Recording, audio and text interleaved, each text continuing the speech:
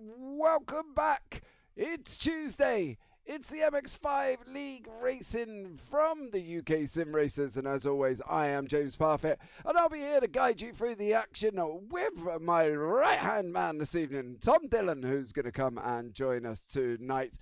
The current track length is 6.41 kilometers an hour and has got corners such as the carousel down through the kink, coming down into Canada corner and then leading us round to turn 14, which will be the last corner on track this evening. So much love if you are here. Thank you so much for joining me. Don't forget to subscribe, hit the thumbs up and turn on them bells for all the notifications. This is the start of the summer season. This is round one, and after last season's champion being the pros was Pete Newman, and in the AMs was Craig Jones. So we're going to switch over to the race screen and we'll bring in Tom for a chat.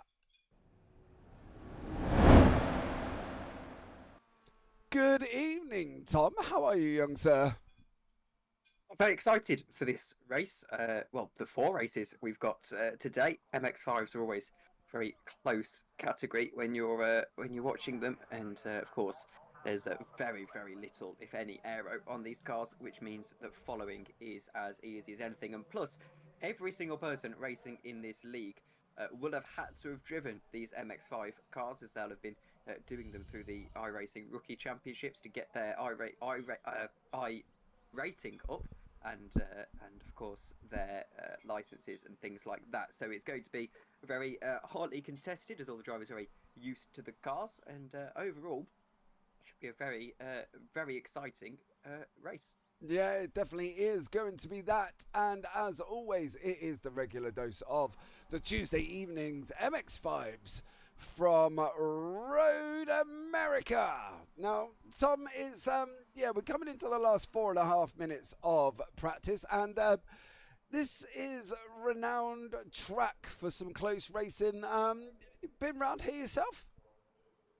I have. I've raced here a couple of times in the last few years, not on iRacing, mainly on R Factor 2 and other games. I did a 24-hour here once, which is very fun. And what I learnt there is that the track is really like the American Spa in many ways, in terms of the characteristics of the track. And of course, in a 24-hour race, you had to manage cutting your way through traffic, which I imagine will be something similar for some of the pro guys who maybe are further down the field today. That dynamic with battling the AM guys, and of course their cars won't be naturally faster, but how do you approach battling AM drivers when, technically speaking, you aren't in the same race as them? It's a tough one, because in most leagues I would sit back and go, yes. But in here, with a reverse grid after race one, it kind of brings everybody close together. So last year in Interlagos, we had Mick Barry was an AM. He won the overall race that night as well, and it was an absolutely epic evening of racing, guys. And if you haven't seen it, you should definitely go back and check it out. So, it is a tough one, because with 15 minutes, they do get sort of, if an AM has had an incident, they can go in the pits and stuff like that. But, regarding lapping, it does happen, but it's not as, I suppose, in a way, sort of as frequent as you would in an LMP2 race. Do you get what I mean? Yeah, and I race a karting championship very locally, and in there's a similar dynamic in that there's heavyweights and lightweights, and everyone is in its 15-minute races as well, incidentally, but everyone's in obviously the same kart, and everyone's in their separate classes, and there's no overall categorization, really, classification I should say. So when you come to, say you've qualified a little bit down the order, it's interesting when you're trying to fight with the heavyweights as a lightweight, and figuring out whether it's really worth your time, because of course really they're just holding you up and you aren't really in the same race. So is it worth going around the outside and setting a brave move when really you're not actually going to make up a position? And I think that sounds like it's going to be much of the same dynamic here, particularly if some of the pro drivers are fighting with the AMs. Yeah, definitely on that one. And we have got Pete Newman, who's here, was last season's champion. Now, Pete has a renowned, how can I put it? He has a renowned way of being able to work his way back through the field, even though he's, say he's 15th. Pete can get to first place. He's incredible at overtaking. But then again, I suppose he is nearly a 6KI rating, so you kind of would expect that him to be naturally faster. But this league does bring for some absolutely incredible racing. And if you haven't managed to catch any, Tom, you're in for a right treat this evening. Well, it sounds like it's going to be incredible. I think on the note of Newman is, even though he is that higher I rating, one of the things you've got to think about when you're at a higher I rating, say you're the #1 seed for a race, you've got to think about how aggressive you can actually afford to be, because whilst you might be faster than someone, that can sometimes lead you to almost, and it's probably not the right word, but almost a sense of entitlement when you're passing people, and you need to be careful that doesn't creep in. You don't take more space than you're supposed to be given. It sounds like Newman has got that absolutely sorted with the way you're describing it, but that's one of the risks that you do run when you're significantly faster than someone, is that you can creep in a little bit of complacency, I suppose is the correct word, and it can actually harm your race. You've just got to be patient, and you've got to trust that because you're faster, you'll be able to get through. Yeah, there's definitely, how can I put it? No sort of weight given because of who Pete is. Do you know what I mean? These guys will battle it all the way down the order, and you'll see some of it tonight. We're going to be down in 12th, 13th, 14th, and there's just an absolute incredible scrap going on between anyone, literally, if somebody ends up down there after the start. Pete has going to have his work cut out, and we know with the Momo guys of Steve Hefford, Jamie Ayres, and Pete Van Gaal, they're going to be working together like they do, and they do work very well together. I saw a clip earlier on that I didn't realise actually took place of Steve Hefford's stream up in Daytona. And, Daytona's got a very long straights or turns, haven't you, basically? And there was constant communication about who was going to go where and who was going to do this. And their teamwork is just, it was just mind-blowing, to be fair. So Pete Newman, being the only one from his team, Pure Sims Esports, is definitely going to have his work cut out. As we are jumping into qualifying, guys, a 15-minute open qualifying. And you can see Steve Hefford is the first one out on track this evening as he comes down into turn 3 before we go on to turn 4. And on that long sweep down the moraine now, we're expecting most of the overtakes in turn 5, which is at the end of this straight, Tom. Is there anywhere else you think might be a sort of a good overtaking opportunity? Well, of course, turn 1's very, very fast. Turn 3 is much of the same. And looking through this track, it's been a couple of years now since I've raced it, actually. But turn 6, I think it's a little bit blind, if I'm remembering correctly. It's this corner here, isn't it, turn 6? And that might be a place where you can send one up the inside. And perhaps as well, turn 9 and 10, it's the carousel, the very long, winding double apex. And it's, it's 2 corners, isn't it, 9 and 10. If you get it right, you can send one down the inside there, but you've got to be very, very brave and very, very assured. And other than that, it's MX5. So really, I think Slipstream is going to be very, very important here. Yeah, it definitely plays. You wouldn't think that the MX5 would have a lot of draft attached to it. But when you watch them, and when you definitely watch them at tracks like Daytona and stuff like that, the draft on these cars is just absolutely incredible. That's almost complemented as we see here's Mick Barry almost drifting through the carousel with extreme tyre warming, and I can tell you that takes a lot of skill to do. These cars really are on a knife edge. They're quite easy, to be fair, to slide around the MX5s, but to not get too greedy on that and to actually lose the car, particularly with iRacing's tyre model, is very, very tricky indeed. And it's a brave way to warm up your tyres, we'll put it that way. But in terms of what we were talking about, and actually on that tangent, it's gone out my head.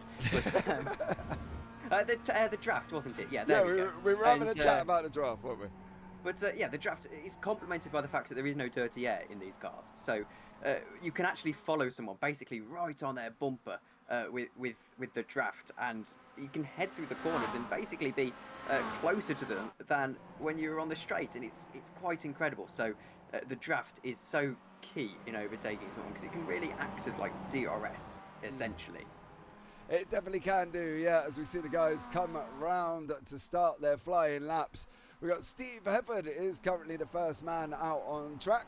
They will flash up, guys, in the qualifying mode at the bottom of the screen, so you'll see that start changing shortly about who is doing what sectors. Obviously, purple, they're going the fastest, and then obviously yellow, there's no improvements. And green, they've improved on their fastest times, but they haven't quite done it overall. As you can see it now, Steve Evan racing down the Moraine sweep down into turn 5. It's going to be absolutely incredible, and there's a lot of the same drivers here from last year. A couple of new drivers. Will Currington has joined us. He's joined in the Safeguard by Result team as well this evening, and Dale Bennison is in the Work Guard by Result team.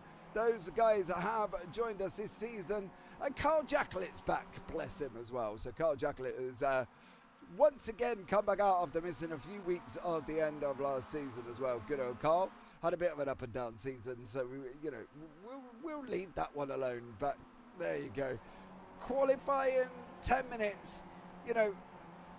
We're expecting these guys now to basically they've done their outlap. They're going to set the fastest lap that they're on now. We're hoping tyres should be temperature-wise by now. We are a lap and a half in.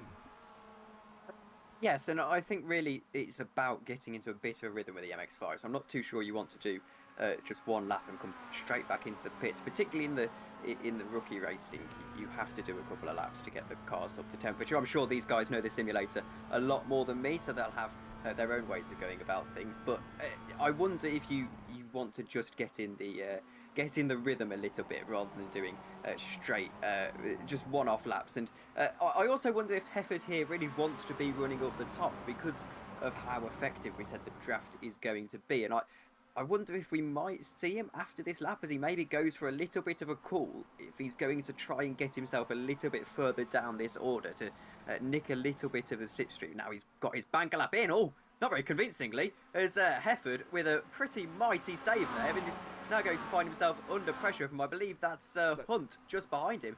So, well, he might, albeit accidentally, now be back in the train a little bit and getting the benefit of that slipstream. Yeah, exactly. That's Daniel Hunt on the right-hand side. These guys have had some absolutely epic battles last season as they come in to turn 1. Yeah, I think it would probably benefit Steve, to be fair, where he is, because Daniel's just done a 2:30.53. Steve didn't because of the off-track at the end of the lap, which is what we saw. An amazing save, mind you, because, not being rude, I probably would have ended up spinning around into traffic.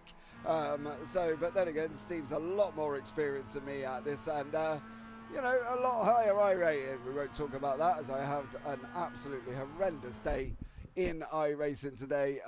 Didn't do so well with a new Radical SR10, I've got to be honest. As you see Steve there moving out the way for Jamie Ayres, who's now going to pull Steve along there. But that's what we're talking about, isn't it? Steve's kind of in the ideal place now, with about 8 minutes remaining to be able to get some of that draft that he was desperately leading last time. Yes, and it depends whether he was faster than these guys just ahead of him. If it feels like he's a little bit slower, then it will be fine, because if someone ahead of you's faster and you're in the tow, then the tow's helping you catch up, and of course you can stay on them, and in fact learn their lines around this circuit, and sort of learn where they're braking. And if you've got someone ahead of you, you can really push a lot faster. But if he does feel that he's faster than all these drivers, then maybe he's being hampered now, just losing a little bit of time behind them. And of course, if the guys ahead of him make a little bit of a mistake, that can upset him and force him into a difficult spot, we'll say. Yeah, so we've got Daniel Hunt is currently in first. Pete Van Gaal is there in second place. Martin Sampson all down in third from Optical Blue. Elise Main, she is currently in fourth place. Absolutely stellar job with Jamie Ayres there in fifth as well. So we've got about 7.5 minutes remaining You can see Jamie Ayres is green across the board. So let's follow Jamie as he goes around the last corner now. Turn 14. And then we're on that long straight up the hill, up over under the bridge we go, and then away down to the start, finish straight. This is a very long straight, Tom. This is going to lead itself to, well, potentially some absolutely incredible turn one overtakes, really, because the draft is going to be so strong. Of course, in the MX5s, they haven't got the most powerful of brakes. So heading down into turn one, you could suggest that maybe it could be an overtaking opportunity. That being said, the cars will be so on edge through there as, in fact, the number 46 does have a little bit of a look down the inside for a second there, which was maybe a little bit cheeky in qualifying, but with 6 minutes to go, they've only got a couple more laps in the tank, really. So maybe you need to be a little bit forceful with where you want to be in this queue without having to battle someone too much. And this is great. It's just like kart racing, this, actually, when it comes to no one's really bothered about their tyres and they're just trying to figure out where they want to be in the queue and not trying to force themselves into an awkward situation. Yeah, so Jamie Ayres has just popped it into third place as you see him run wide in turn 5 down at the base of the hill. We have seen that before, and I've seen it in another series. And I also saw 3 teammates take each other out. Now, I'm sure the guys at Momo, which does include Jamie Ayres here in car number 46, Pete Van Gaal behind him in 39, and Steve Hefford behind that in car number 72. Got a very slow lap of a 2:33 currently at the moment for Steve. So sitting in the 4th place of the draft, but kind of not really benefiting at the moment. And maybe that's a case of he's in that awkward situation where he's faster than the guys ahead, but he just can't get ahead and he needs the draft a little bit to stay on pace. But I wonder, maybe qualifying isn't that important with how the MX5 racing is. You can really get your way up the order quite quickly, as you alluded to earlier. So maybe 4th is a comfortable spot for him to be sitting in right now. Yeah, so we can see the times at the bottom. Carl Jacqueline is green across the board. Car number 42, as he comes up around the last corner, up over the hill, he's going to be going. And we'll see what he can do and go from there for Carl Jacqueline. I'm sure he's going to be doing a stellar job as best as he possibly can. Does he go across the board? He goes into 15th overall on a 2:34. So Carl Jacqueline on a 2:34 at the moment. 4 seconds. That's unusual for him. Is normally a lot more of a sturdier driver and normally gets right in the mix.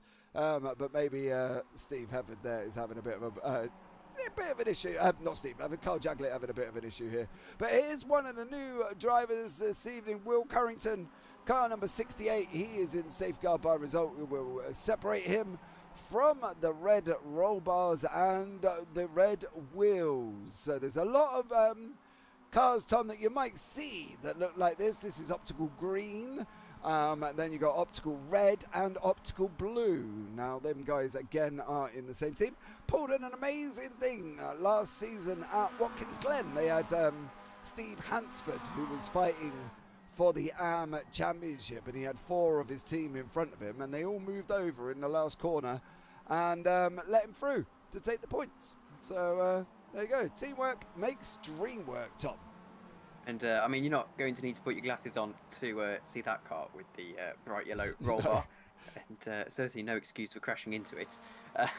But on the note of Jacqueline, as you said earlier, who's currently sitting down in 16th, he's going to find himself in that awkward situation I was talking about earlier, where he's behind the AM drivers, and you're technically not racing them. So how do you find your way getting through them, particularly in the first race? Or are you just kind of thinking, well, actually, if I am going to have this terrible qualifying, I'm going to have maybe a terrible race 1. Do I want to pass the AM drivers, or do I want to think about race 2 and that reverse grid and just try and get myself into a reverse grid pole so all of my fellow pro drivers are stuck behind the AMs and I can just sail on through to an easy victory? Yeah, well, I don't know if Carl Jacqueline's got that in him, mate. Maybe if me and you were behind the wheel, you know, you're... Oh, ouch. That was, I believe, not Charles. What teammates No, I believe that may have been Charles Kellerman. It was Charles Kellerman there, just stacked it into the wall there. We can have another look back. Let's just see what Charles went up to. Oh, we're a bit later on. Let's try and pull that back a little bit more. Okay, come on. You've got this. Oh, no. Just straight into the wall, unfortunately. Like he just sort of got a bit of a slide on and was across the track.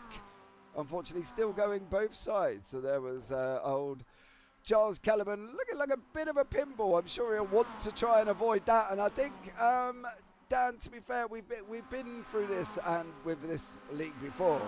And most of the people talk about survival for the first 4 races.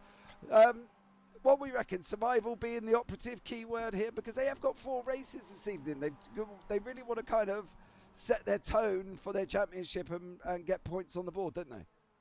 And that was an incredible near miss at the front of the field, and needed some rocket reaction times for that one. But no, I think really the drivers have got to be into the mentality of just attacking. It's only a 15-minute race.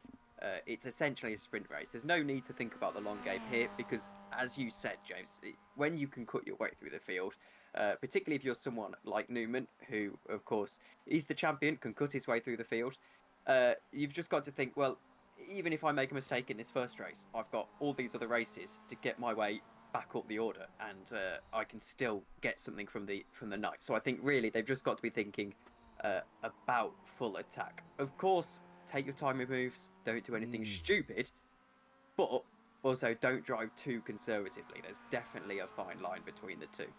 Yeah, and the thing is, they're doing 2.5-minute laps. You know what I mean? We've got a 17 grid reverse for race 2. So obviously anybody who's near here doesn't know what a reverse grid does. If the winner, say, is Pete Newman, he will start race 2 in 17th place. Obviously, second will go to 16th, third will go to 15th, fourth will go to 14th, and so on until we get down through the order. I hope that clears that one up.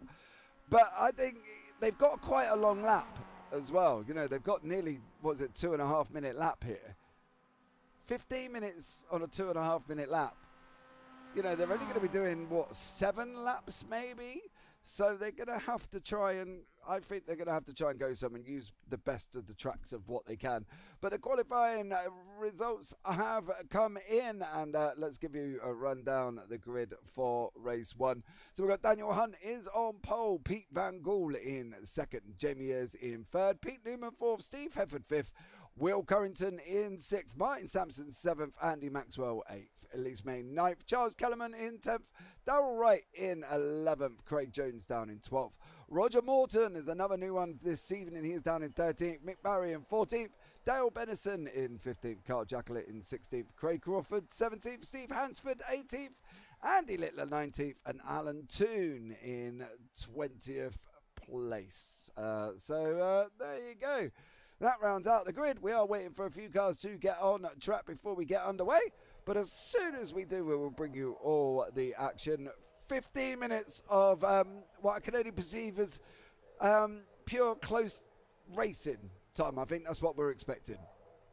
Yep, and I think another important thing is for the drivers not to get too pent up about any incidents that may occur in this first race. You've really got to be in the mindset of just treating each race individually. Once this race is over, even if you win, even if you finish last, just put it to the back of your mind and focus on the task immediately at hand. I think that's going to be the key to doing well in this series. It definitely is. They are going to have to move on and forget. Martin Sampson, good evening. Good evening, sir. You're on track in 7th place. Not quite sure what you're doing in YouTube. Maybe you're on your phone or doing some fancy stuff. And who says men can't multitask? We can appear in a YouTube chat and be on track and drive a car.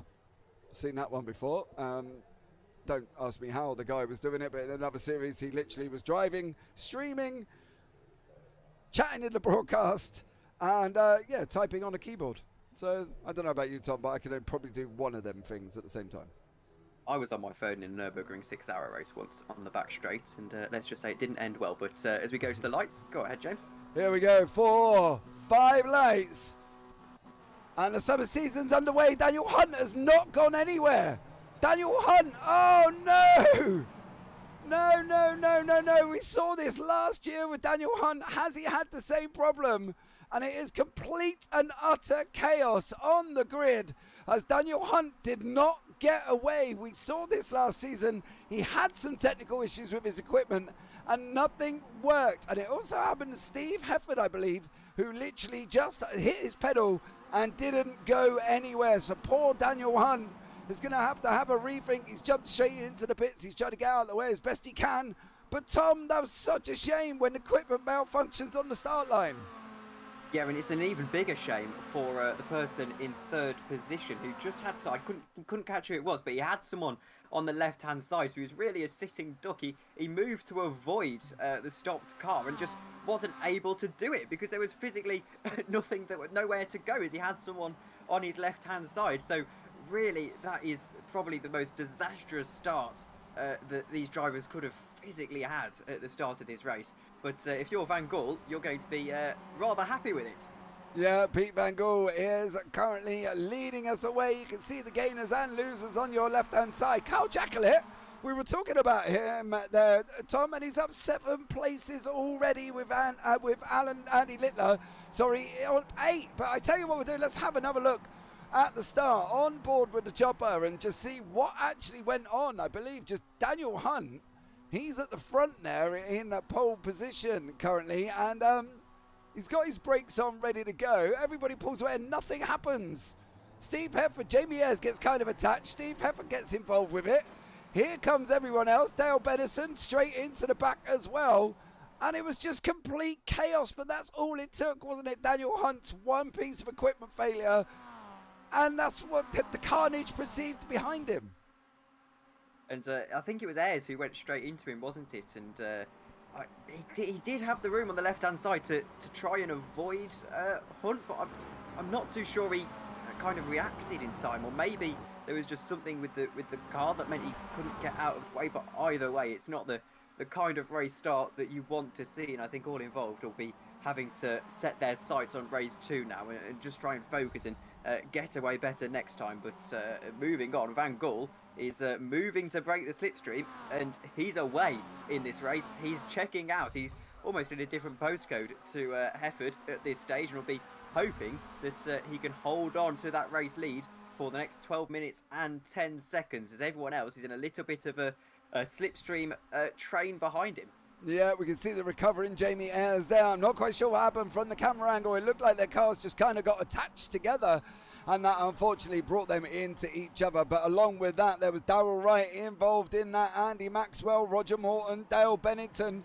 There was 4 cars involved in the incident at the beginning with Daniel Hunt. We'll see if we can get a word with Daniel after this race and find out exactly what happened. But here we go up front now. We've got Van Gaal, who's got 0.68 second gap currently at the moment. He is leading us away as we come down this long straight, but the gap is closing with Steve Hefford right behind him, half a second back, and Newman 2 tenths back from that as they go up into the tricky turn 6. As you said, Tom, blind left-hander. They can't see anything. And this is where Van Gaal really has just got to focus on getting ahead now, because all of a sudden, if you find yourself making a small little mistake, you can that 5 tenths per second gap is not a great deal of time, and he's already lost about 6 tenths per second. It was at 9 tenths as they crossed the line, and really with Hefford just behind him, he's going to have to just try and get his head down now and focus on making sure he stays ahead. That being said, he's looking very oversteery heading through that part of the course, and Hefford might be able to give him a run for his money in a moment. That being said, I believe they're teammates, so not too sure if they are going to battle it out here. I'm sure that basically the first rule of these teammates is you got to win. So I don't think currently at the moment team orders are playing into effect. I know we saw them at the end of last season, obviously with Pete Van Gaal chasing down Pete Newman. They were working as best they can to get their leader up front. But here we go. Steve Hefford now is on the left-hand side. He's coming down into Canada corner. He goes through. Van Gaal is pushed out. Van Gaal's out, and Newman's trying to come through in the inside as well. The newcomer, Will Carrington, is trying to make a move as well on Van Gaal. And if Van Gaal's not careful here, he's going to go down the order faster than an elevator at Trump Towers. I tell you that much. He's got to be careful now as they go round turn 14, Tom. They're on the main straight. He's going to be under attack from Newman. He is, and now he's just got to use his teammate to just keep in his slipstream and stay ahead of Newman and Currington, because of course, if he can just now stay behind his teammate, then battling is only going to cost them both the race. So they've really got to be line of stern as long as possible. And that being said, he might be having a go at his teammate down into turn 1. Now this would be a very brave move down the inside. It's a very, very fast corner. The car's going to kick out on him, probably heading through the corner, but his teammate, I'm not really sure if he didn't put up any resistance there more than he couldn't put up any resistance there. But now they've got Newman to try and spoil the party a little bit. Yeah, and if he's going to spoil it, this is where it'll be round down past Moraine Sweep down turn 5. We've just seen that long-lasting effects of the draft that me and Tom were talking about earlier on, and it's definitely kicked in there as we saw Van Gaal coming from about half a second back to make that move past Heffer for the lead, and we're seeing it now with Newman. Is he going to go from third to first within the space of a straight as he comes down the inside of turn 5? That's Van Gaal on the outside. Newman on there in 118, blue and white car, as he's racing up over the hill into the blind turn 6. Nothing to see here, and you got to point, shoot and aim and hope for the best. But these guys are absolutely having a scrap. But the problem is, Tom, as well, we got Will Currington joining the party. This is going to be a 4-way because these guys are scrapping. The more that they battle, the more they're losing time and extending this train. And this is the issue. If you go for a move in a car like this and you can't quite pull it off, all of a sudden you could find yourself 1, 2, maybe even 3 positions further down the order. And then all of a sudden, all of that progress you had, it's been stunted. But I said at the start of the race, you don't need to be thinking about the long game here. You just need to be going for it. But this really, when you're in a train like this, is where your race management skills have to come in. Throw the pace out the window. That will take care of itself if you just keep driving. But this is where you've got to think about race management. Do you go so aggressive? You know, it's treading that fine line between driving conservatively and being aggressive. That being said, here comes Van Gaal down the inside with his teammates just alongside, and they're going to try and both make the move. And I think that's into the kink, is it not? And, turn 12, yeah, Canada turn corner. 12 even. Yeah, down in Canada corner. But that's what I mean. So there we go. Sorry, James. Just as I was saying, Newman now down the order. Yeah, that's the thing as well. The problem is with Canada corner is if you're on the outside, Tom, you can't close back in for the next left-hander because you're just being pushed out. And as we saw with Newman there, he got kind of hung out to dry once Van Gaal had gone through. And we've seen the guys from Momo do this before. They literally used the person on the outside and they pushed him out. And then at one point, we've seen Hefford, Van Gaal and Ayres all go through at the same time because the person just cannot get back in again. And Momo are renowned for their teamwork and doing an absolutely stellar job. Roger Morton here is on the comeback. He is battling down in the field, 10th and 11th. And another brightly liveried car there. Tom, you can't miss that one. Nope. And down the inside, this is a battle in, and we haven't really focused on these so far in the race, but this is actually for a third position in the AM category. And here goes Morton, who, in fact, no, here doesn't go Morton. Here goes Barry, I believe that is, and then Morton. That's Morton in front. Yeah, Morton in front and Littler. And, well, he got that move done almost before the corner started, so there was no counter-attack under the brakes, and, well, that's about as easy as it comes. And I wonder if this racing is going to be as close, or if now he can focus on without the train on trying to get to 2.5 seconds up to Barry just ahead, with Barry being, well, actually, almost on the back of the pro field. Yeah. Need to mention as well, Jones, who is right in the pro field. Yeah, this is where we're talking about now. Craig Jones there. He's generally up the mix, involved with these guys as well. He sticks his nose in, he gets involved. The guys from Results Clothing iRacing team, there's Craig Jones in there, Mick Barry as well, and Ralph Cullinan. But Ralph's not actually here this evening as well, so them three are normally right in the mix having a good old team battle. But this thing is what we said, with about 5.5 minutes remaining. We've gone from a 3-car battle. We're now down to a 6-car battle because everybody's kind of holding each other up as we see Van Gaal out on the grass.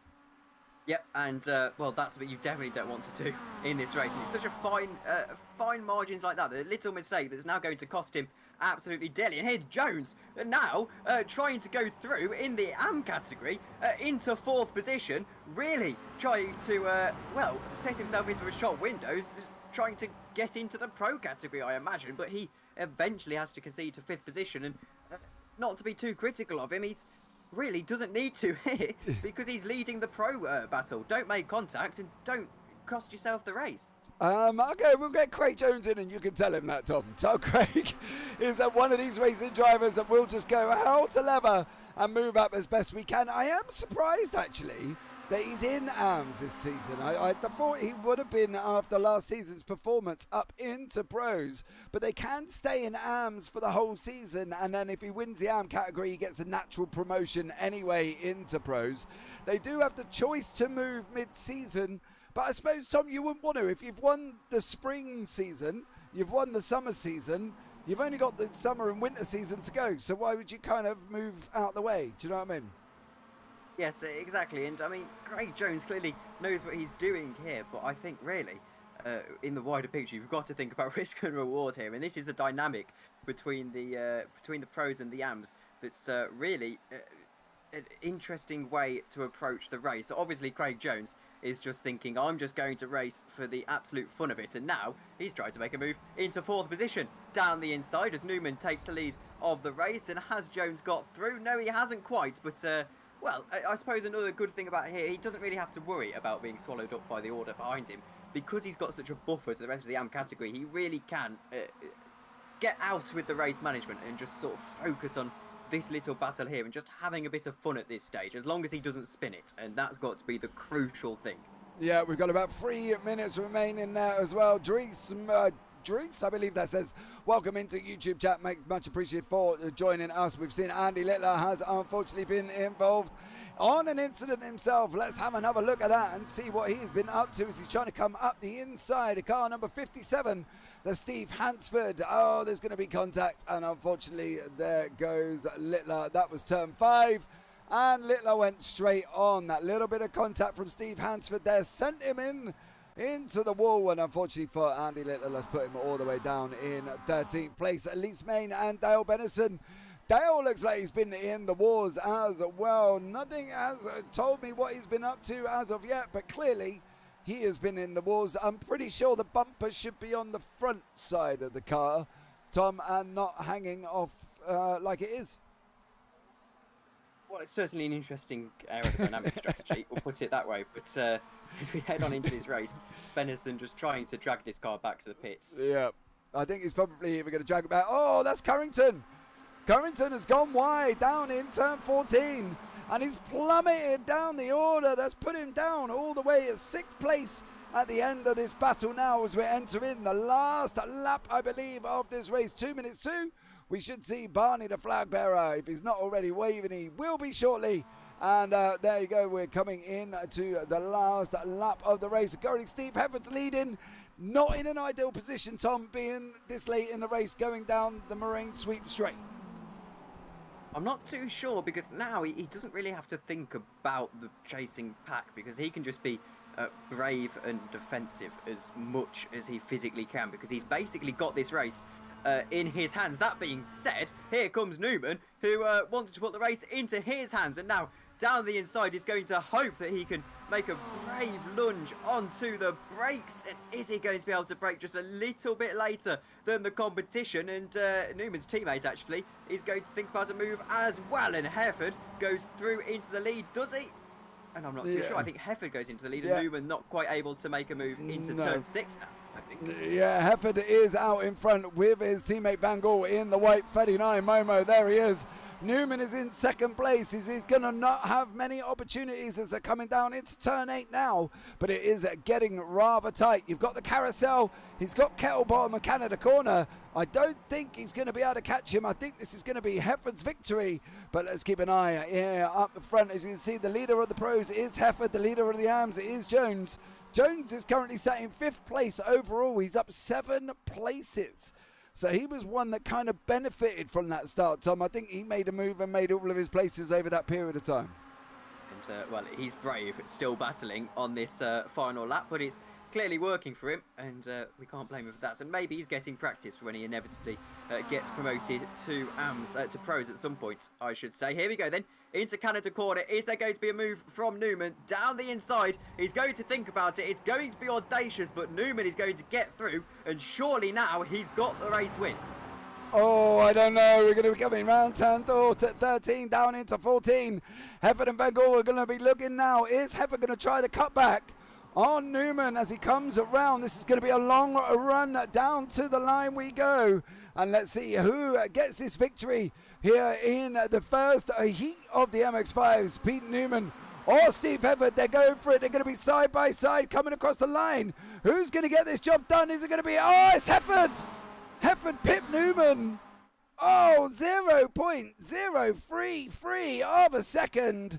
Hefford took it from Newman on that run down to the line. Jacklett in 7th, up 9 places. Charles Kellerman comes across the line in 8th. And there is Mick Barry with his customary bright pink wheels as Mick gone. There is Roger Moore, not too far back, lost a couple of seconds. Steve Hansford there in 11th place. Coming across the line now, there is Craig Crawford. Elise Main is down in 13th, got caught up, well, with the beginning incident. There was a lot of cars involved in that incident, and poor Daniel Hunt just kind of went absolutely nowhere. But Elise Main will come across the line in 13th place as we wait for others to finish as well. Alan Toon is still going. He's got a very battered looking MX5. Dale Bennison as well, as they'll be waiting for the results to come up. The draft paid effect and it benefited Hefford on that run down to the line there, Tom. Absolutely, and your heart does have to go out to Dan Hunt, who is, of course, if it is an error that we think with the hardware that he's using, that is so gut-wrenching, because really, that's not your fault. You can't do anything to get that back. And I mean, not everyone can replace that hardware either. So if it is a persisting issue, he's really going to have have some long nights ahead of him trying to troubleshoot what's happening there. And well, it's just one of those desperate things that unfortunately happens sometimes. As all did, Toon gets very loose on the marbles there, and well, you don't want to be spinning on the run to the line, but well, he comes home in 15th position in the end, despite the slight scare, and his car does look very, very battered, doesn't it? Yeah, Andy Littler's car does not look much better for two teammates from the same team, I've got to be honest. I don't believe Andy's actually got all 4 wheels working correctly currently. I believe there's some that may be missing there as well, or not working. I think the front right has gone a little bit awry and it's sticking out. Dries in YouTube, draft, that's all he said. It definitely paid an effect there as well. Andy Littler trying to get the car back, and everybody else coming round again for basically after finishing the race. So I have to wait for Andy Littler to come through, and yeah, he's definitely on 3 wheels, Tom. Not good. No, and well, you definitely want 4 wheels for the optimal grip in these cars, and I think that should go without saying. But well, overall, a pretty good race despite the huge drama off of the start, and you always love to see a borderline photo finish. And well, the drivers have now got to put that race out of their heads.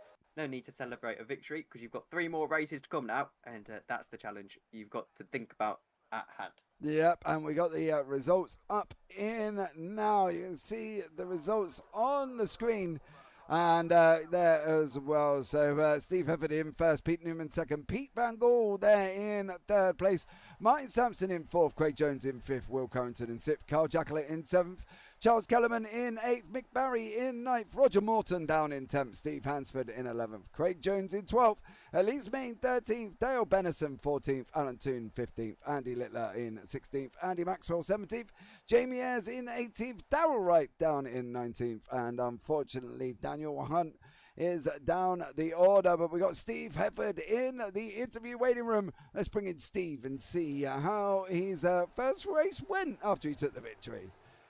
Good evening, Steve. How are you, young sir? Yeah, not bad, thank you. You? Oh, mate, I've just seen an incredible race. Dan Hunt, hardware failure?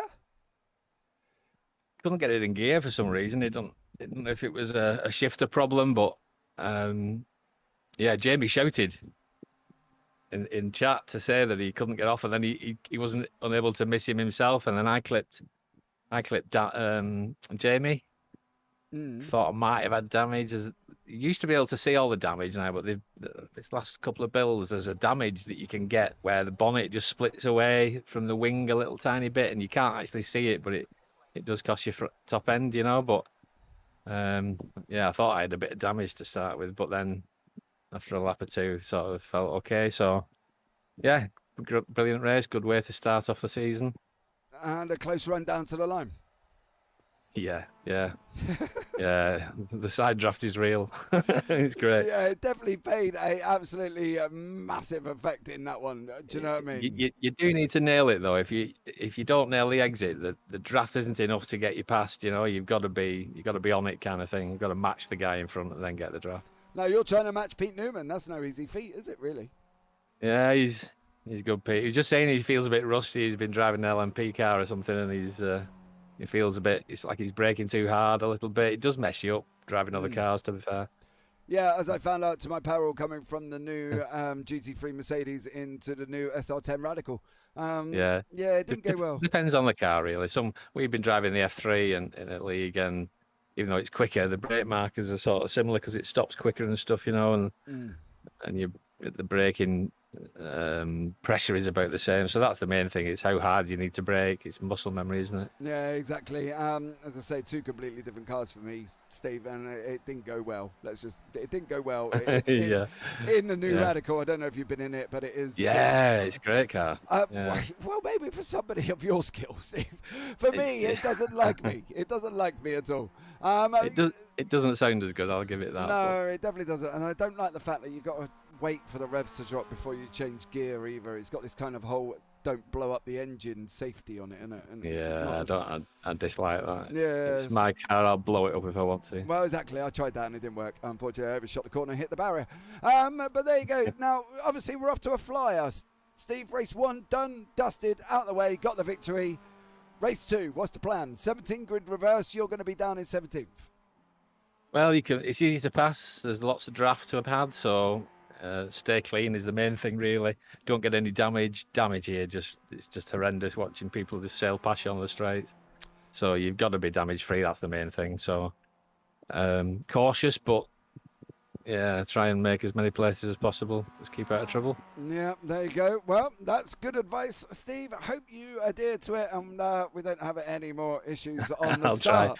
Because it's jinxed me, hasn't it? Yeah, well, you've said it, mate. Unfortunately, there was about 5 cars in the start drama there, so there you go. But hopefully it won't happen. I'm sure Dan Hunt, is he going to solve his issues, do you know, because you're sitting voice chat with him?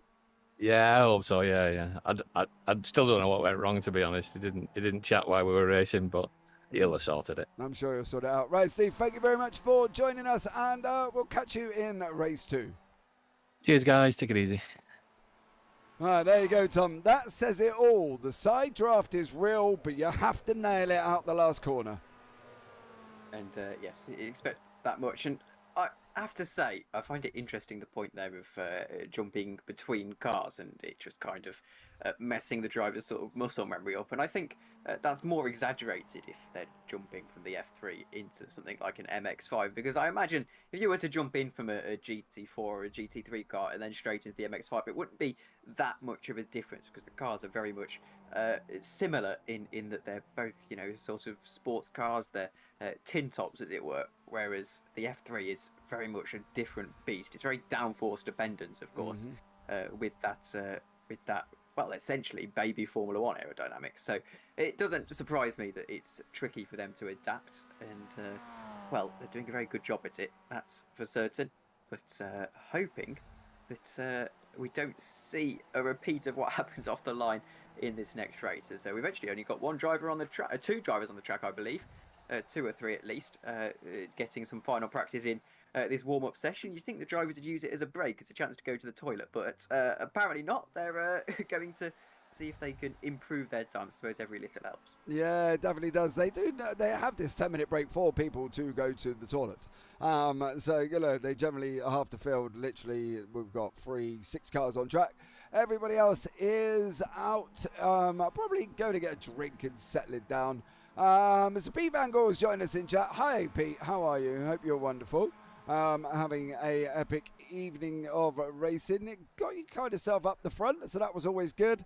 But we are going into race 2. 17 grid reverse brings a different dynamic, because that's going to put the people up front that were running mid-order. I always find a reverse grid, Tom, I don't know about you, a very tricky thing to kind of, how can I put it, sort of control, really, because a lot of it is out of your own hands. It's been a while since I've done, in fact, I don't think I've done a reverse grid race for years now. But when I did do them, I mean, I was often usually on pole for the reverse grid. But usually it's, especially when you're on pole position, it's just about really driving as fast as you can and just accepting that you're going to get overtaken. There's no need to be at the front and to fight too hard. You've got to think about the race as a whole and the championship as well. If you are a hero and you try and defend at every opportunity, you're just going to lose out. So you've just got to be mature about it, I think. We are only at race 1. So, 4 races, 12 weeks. The guys have got, what's that, 12, 24 races, 48 races. The quick maths there, sitting here in the evening. 48 races to score points. So is it a big loss, though, do you think? Being that they don't make maybe the reverse in race 2, something goes wrong.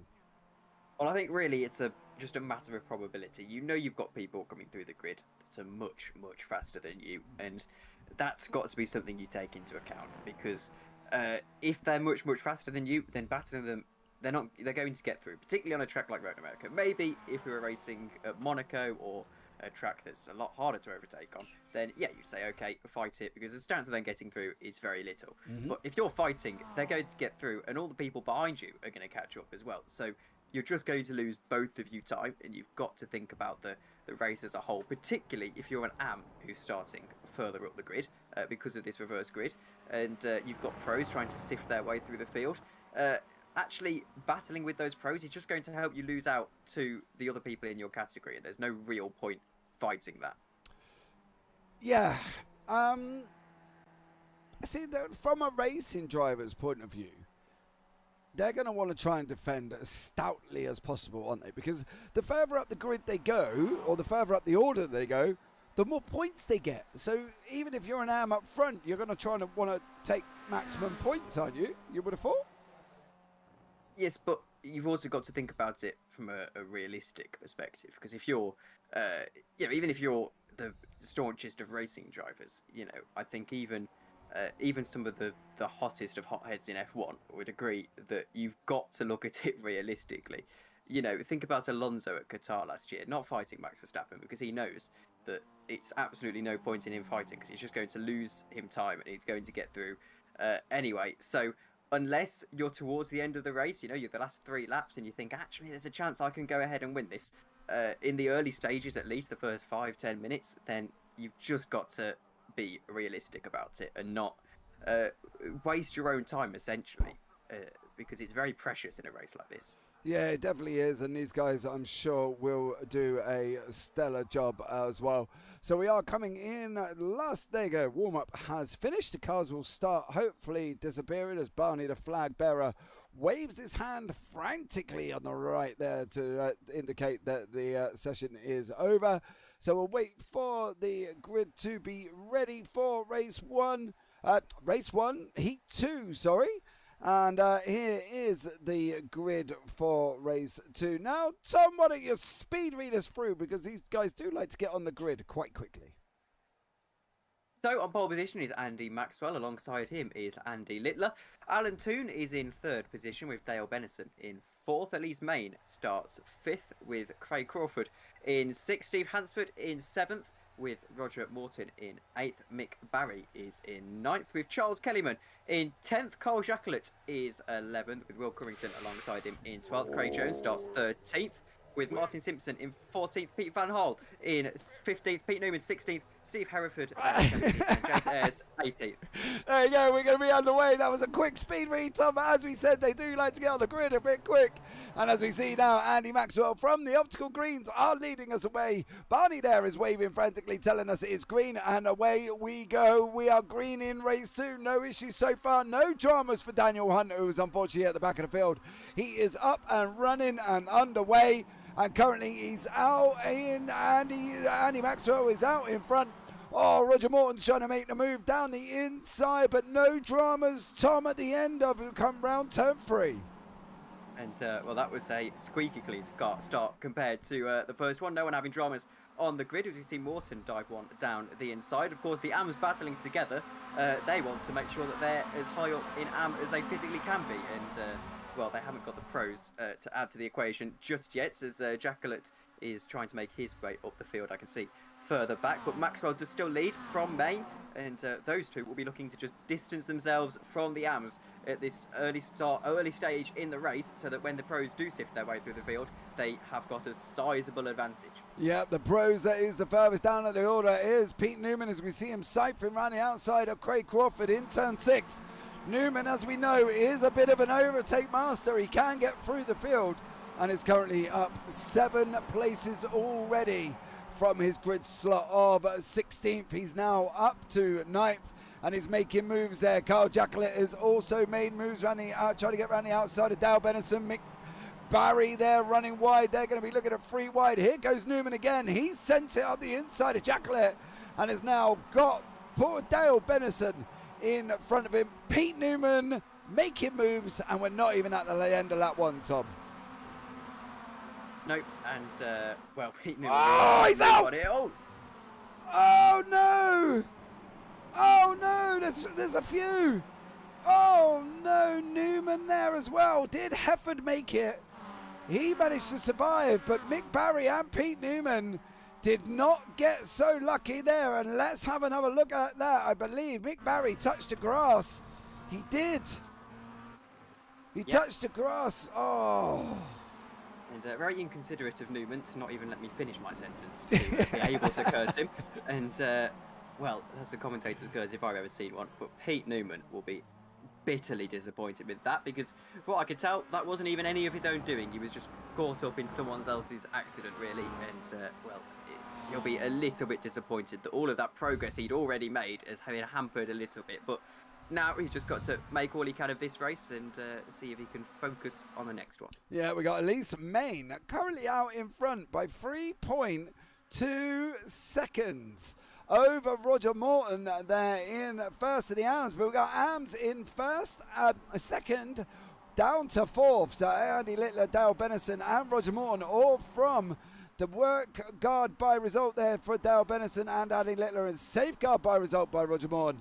But the next pro coming through is Carl Jacqueline, car number 42. He's going to be looking to try to make moves down this Moraine Straight as well. As you can see on the outside there, car number 29. I believe that's the recovering.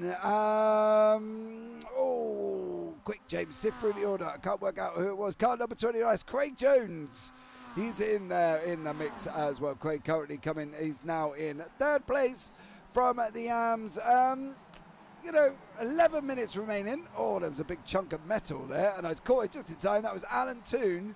Steve Hefford involved in that one as well. So Alan Toon and Steve Hefford. Will Currington is another one that got involved with that as well, Tom. And seems to be a little bit more drama happening in race 2. And, well, when you've got drivers who are significantly faster down the order. Oh, dear, what's happened there? Oh, that was Alan Toon. That was Alan Toon. Let's have a look back from Alan Toon. Car number 65.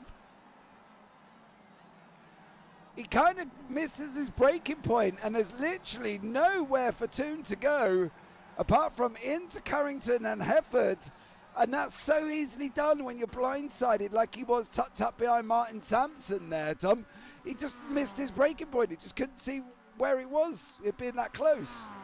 It does look very, very, very ugly, and it's very easy to do. But That's not going to help the awkward conversations you have after the races. I've done that a couple of times before, and it's never fun.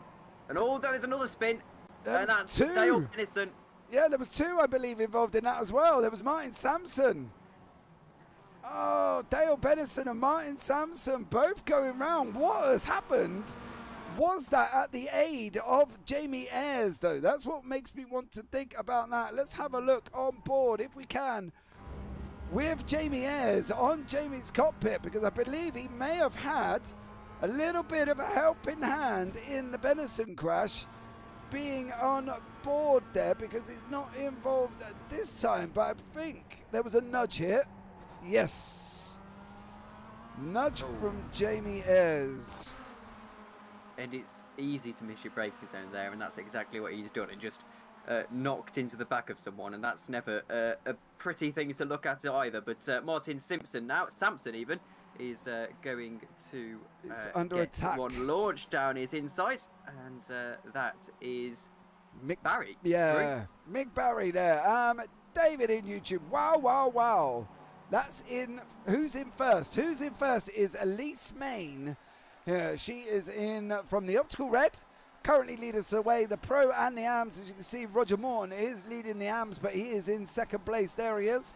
Elise Main is the Pro and is currently leading. There's been a few incidents, Tom, in race 2, hasn't there? And yes, that's going to happen when you've got people of very different paces running through the field, and particularly when the Constantino effect comes into play, as everyone breaks at different points. But that being said, I'm sure the drivers will be looking to move on and just try and make the best out of the race as they can. Someone who's trying to make the best out of the race is Darrell Wright, who is down the inside on Hansford, and is going to bang wheels, and Hansford has to take it to the gravel. But Wright is through in the end, and dare I say he was maybe forced Hansford onto the grass a little bit there. Yeah, they got a little bit tight together, a little bit of a door bang, and unfortunately for them, it didn't end well for Steve Hansford. But he's now got himself involved with Will Currington and Pete Newman. Poor Steve Hansford. I would not want to be in the middle of this sandwich. Oh, there was nearly contact again. But here comes the flying Newman. It's going to take both of them as he's heading down into Canada Corner. He's going to go round the outside. Pete Newman's going to rub his hands together, say thank you very much as he comes into Canada Corner and retakes 11th place. Not an easy feat there, Tom. And from being at the back of the free, he managed to get into the front position there for Pete Newman in 11th. Yep, and after a setback earlier on, Newman driving rather angrily and getting through on that merit as well. And something actually, I watched that incident back, and I have to say that it wasn't actually Wright's doing. It was Hansford actually dipped a wheel onto the grass, and it just unsettled the car a little bit. And then he knocked into Wright on the inside. But here's a move around the outside from Daniel Hunt. And he's able to fend off Ayres nice and easily. That being said, Ayres is going to try and go back down the inside after a rather stunted start to race 1. Is back up into 4th position now, and with 6 minutes to go in this race, driving along quite nicely. Yeah, Hunt is underway, which is the main point, Tom, isn't it? The main thing, he got going.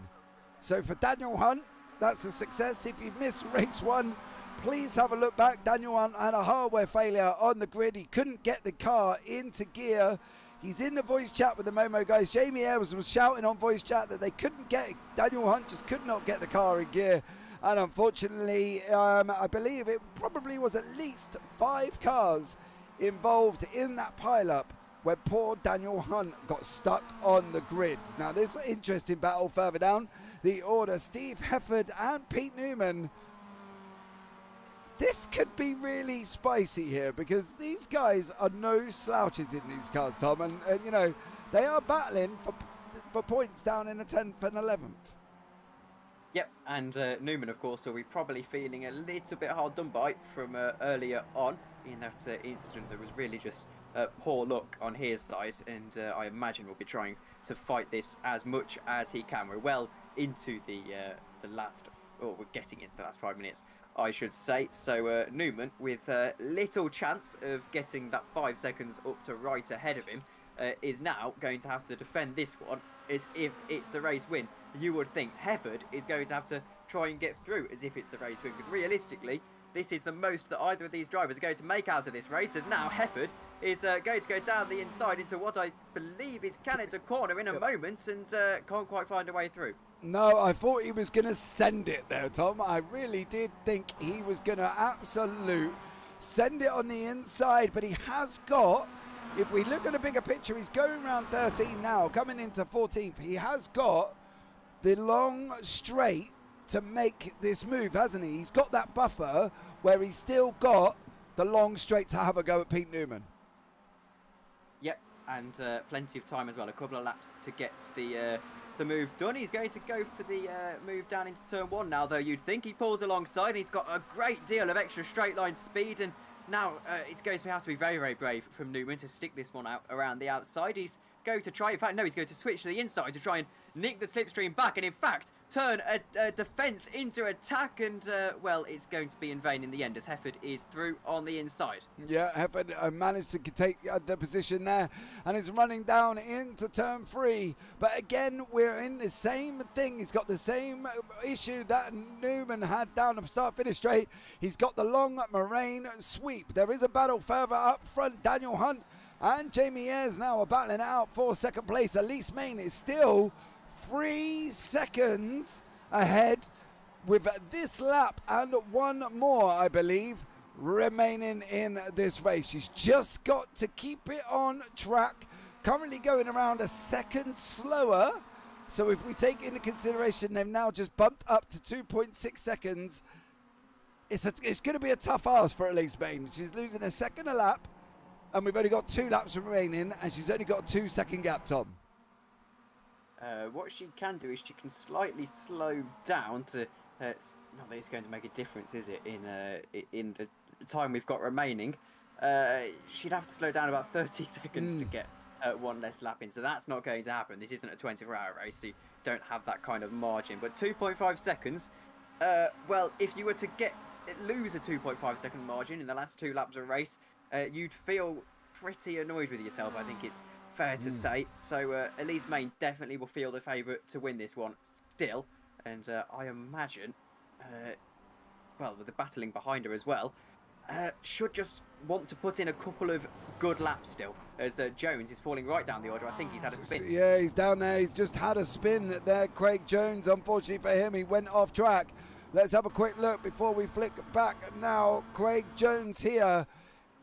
Oh, that was helped from Van Gaal. Oh, Jones and Van Gaal came together.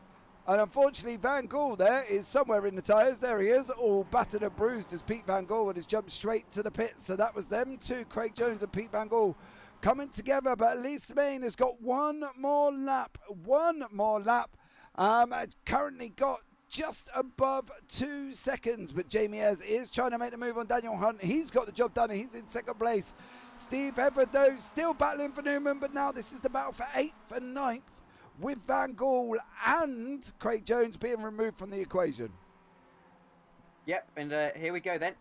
Is there going to be moved down the inside? No, there's not, as Newman has got past Hefford, hasn't he? With that spin, they're now up into 8th and 9th. Main, the gap at the front is now 2.1 seconds, and I believe this is going to be the final lap of the race, as of course we've just seen the white flag, haven't we? So Main really has got this race win in the bag. The question is Hefford going to be able to put P8 into the bag? Let's have a wait and see, as I think he's still just a little bit behind, and he's in the slipstream. This could be a pretty brave move down the inside. Is he going to have the extra speed to do so? He's almost cutting onto the grass there, and he is going to get through in the end, and Newman is unable to defend against that one. Yep, definitely nothing there from Newman there. Main is down to 1.9 seconds, and we've got half a lap. Can Elise Main take her first victory of the season in the first round? That will be incredible. Did not, I believe, if I'm not mistaken, get a victory last season. I will have a look back, but I'm pretty sure I'm 100% correct. She's got 1.5 seconds now and currently got only 4 turns remaining, Tom. It's literally hers to lose now, isn't it? And, well, she can lose it from here. And she'll be driving extra carefully to make sure she does not. But with a second gap, you can afford to brake that 50 metres earlier into a corner to make sure you aren't going to spin the car. But then again, maybe you don't want to. Maybe sometimes driving at 75% pace is more dangerous than driving at 100% pace. But as we see a move from down into second position, Elise Main is going to come across the final corner and presumably take the race win. Yep, coming across the line now. We'll just follow Elise Main across the line. But I tell you what, the Jamie Ayres Daniel Hunt battle is spicing up there. As we can see, Elise coming across the line in first place. But here is the battle. Is it going to be Hunt? Is it going to be Ayres on the run down into the line? It's Hunt at the moment. Oh, Hunt gets it from Ayres, from Jackalip, from Morton, from Darrell Wright there. Charles Kellerman down in 7th. Pete Newman manages to hold on and manages to get the 8th place away from Steve Hefford. So that was Hefford in 9th. Will Currington in 10th. Another battle here. Martin Sampson and Steve Hansford. Sampson gets it there on that one on the run down into the line. There is Craig Jones. Craig Crawford comes across the line now. Andy Littler as well. Mick Barry a bit further down the order. Dale Bedison there comes in to shot, and he's down in 17th place. And we're just waiting for the poor Alan Toon. Another very battered looking journey for that MX5, Tom, I think, in race 2. Yep, and well, he'll be happy to see the end of that race, and well, can now focus on the next 2. Of course, we're only halfway through the race weekend, as it were, so he's still got plenty of times to make up some good positions, and being an AM as well, he'll be hoping to just get a little bit further up the order, you'd imagine. So write this one off, chalk it off as a poor race, and move on now. Yeah, Summer Farm Estates. Great drive, Elise. Yes, done an absolutely stellar job. Held on to a 3-second gap to cross the line, I believe, by about 2 seconds at the end. So here are the results, Tom, and they're all ready for you to have a good old read. You can take your time on this one, mate, because they're not gridding up as quickly as they did last time. Yes, that's. I didn't expect that last time. So I thought we'd at least have a minute on the grid. But anyway, Elise Main takes a rather convincing victory in the end, actually. She looked maybe a little bit shaky heading into the final lap, but ended up with a 2-second margin for her trouble. So a very good drive from her, that's for certain. Daniel Hunt is in second position for DOF Reality Sim Racing Studios, which is a bit of a mouthful, but he got it over James Ayres for the Momo car by only a few thousandth of a second in the end. But Carl Jacquelet is in 4th position. The winner in AM is Roger Morton in 5th position. Darrell Wright finishes in 6th. Charles Kellyman in 7th. Pete Newman even, as I couldn't see the cross of the T there, but Pete Newman finishes in 8th position. Of course, last year's champion. Steve Hefford in 9th position. Will Currington in 10th. Martin Sampson finishes 11th, with Steve Hampson in 12th. Craig Jones in 13th. Craig Crawford in 14th. Andy Littler in 15th, and then Mick Barry in 16th. Dale Benison in 17th. Alan Toon 18th. Pete Van Hull in 19th, and Andy Maxwell finishes in 20th. I believe those last two actually DNF'd out the race. Yes, they did on that one. Excuse me if you've seen my screen just flicker off. Not quite sure what happened there. Carl Jacquelet is in the waiting room. Let's have a quick chat with Carl, and then we will be looking at swapping sessions. So just bear with us for 2 seconds. Carl, how are you, young sir? You are in the broadcast. Please, as always, do not swear, my dear sir. How are you? I am absolutely awesome. Thank you. You're awesome. Yeah. I've had a bit of a change in lifestyle recently. Okay. Yeah, it's been a tough few weeks. No, it's been a really, really tough few weeks, but I am back and feeling great. And yeah, and I had some really great first 2 races. Completely missed all of practice. Just sneaked in at the end of qualifying. 16th to 7th in race 1 and 11th to 4th in race 2. Very happy. there you are doing your thing, just rocking up right before the race, Carl. Yeah. Yeah, no practice at all. Straight in. Straight in, why not? Do you know what I mean? So it's good to have you back, mate. Are you looking forward to the new season? You know, we've got 12 rounds this season. We had 10 last season. 12 this season. It's going to be pretty epic, isn't it?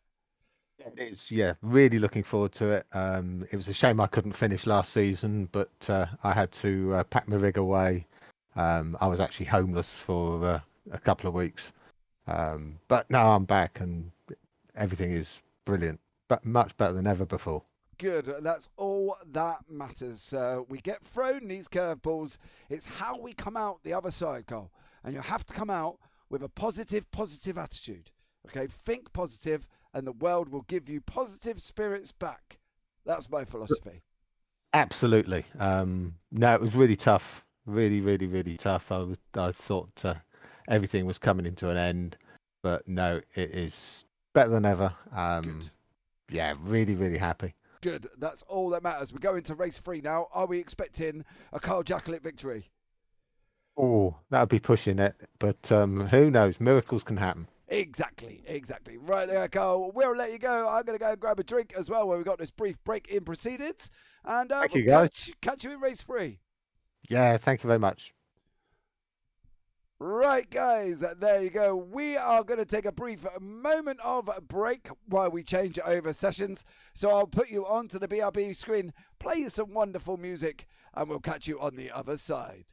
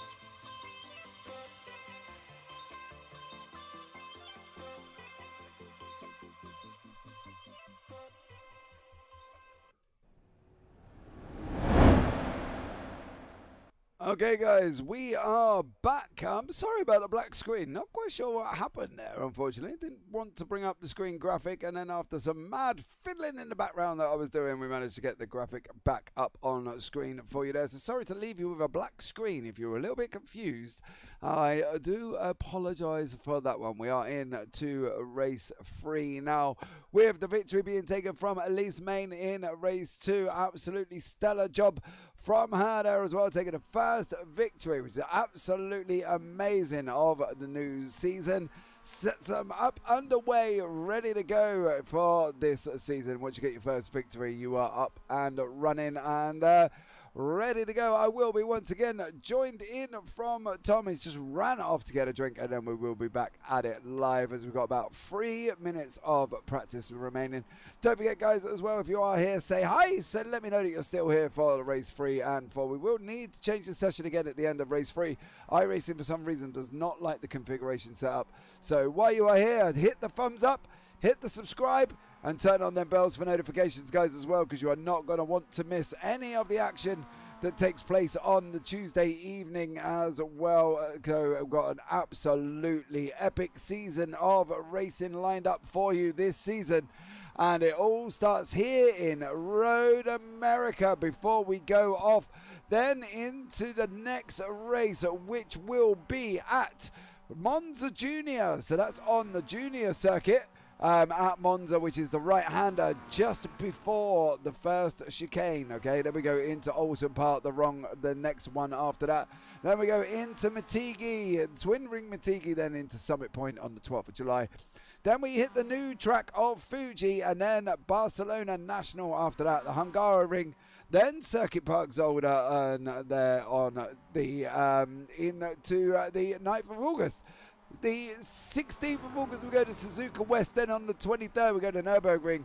And then we finish the season up at Silverstone National. So there you go. But there you go. Tom has rejoined us back in the booth. Tom, how are you? Did you go grab a drink and nicely refresh for race 3?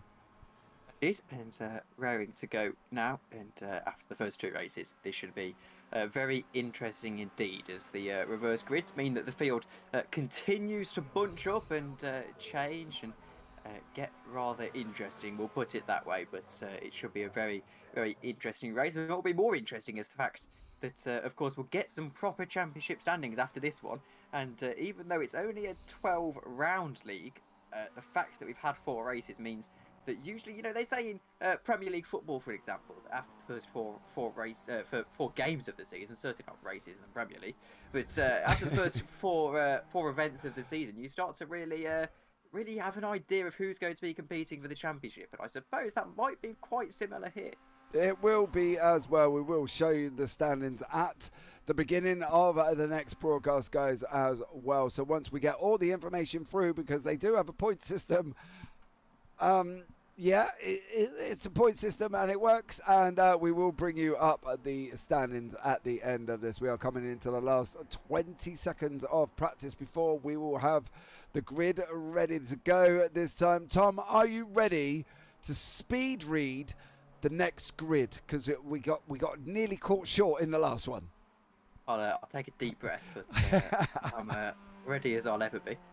All right, so as soon as we get this through from practice has got the checker flag there. You can see it on the left-hand side of your screen above the timing tower. It gives you a checkered flag, believe it or not, and that will bring up the grid. So we will just wait for this all to go through, and then we will show you the official grid ready to go for race 3. Tom, over to you.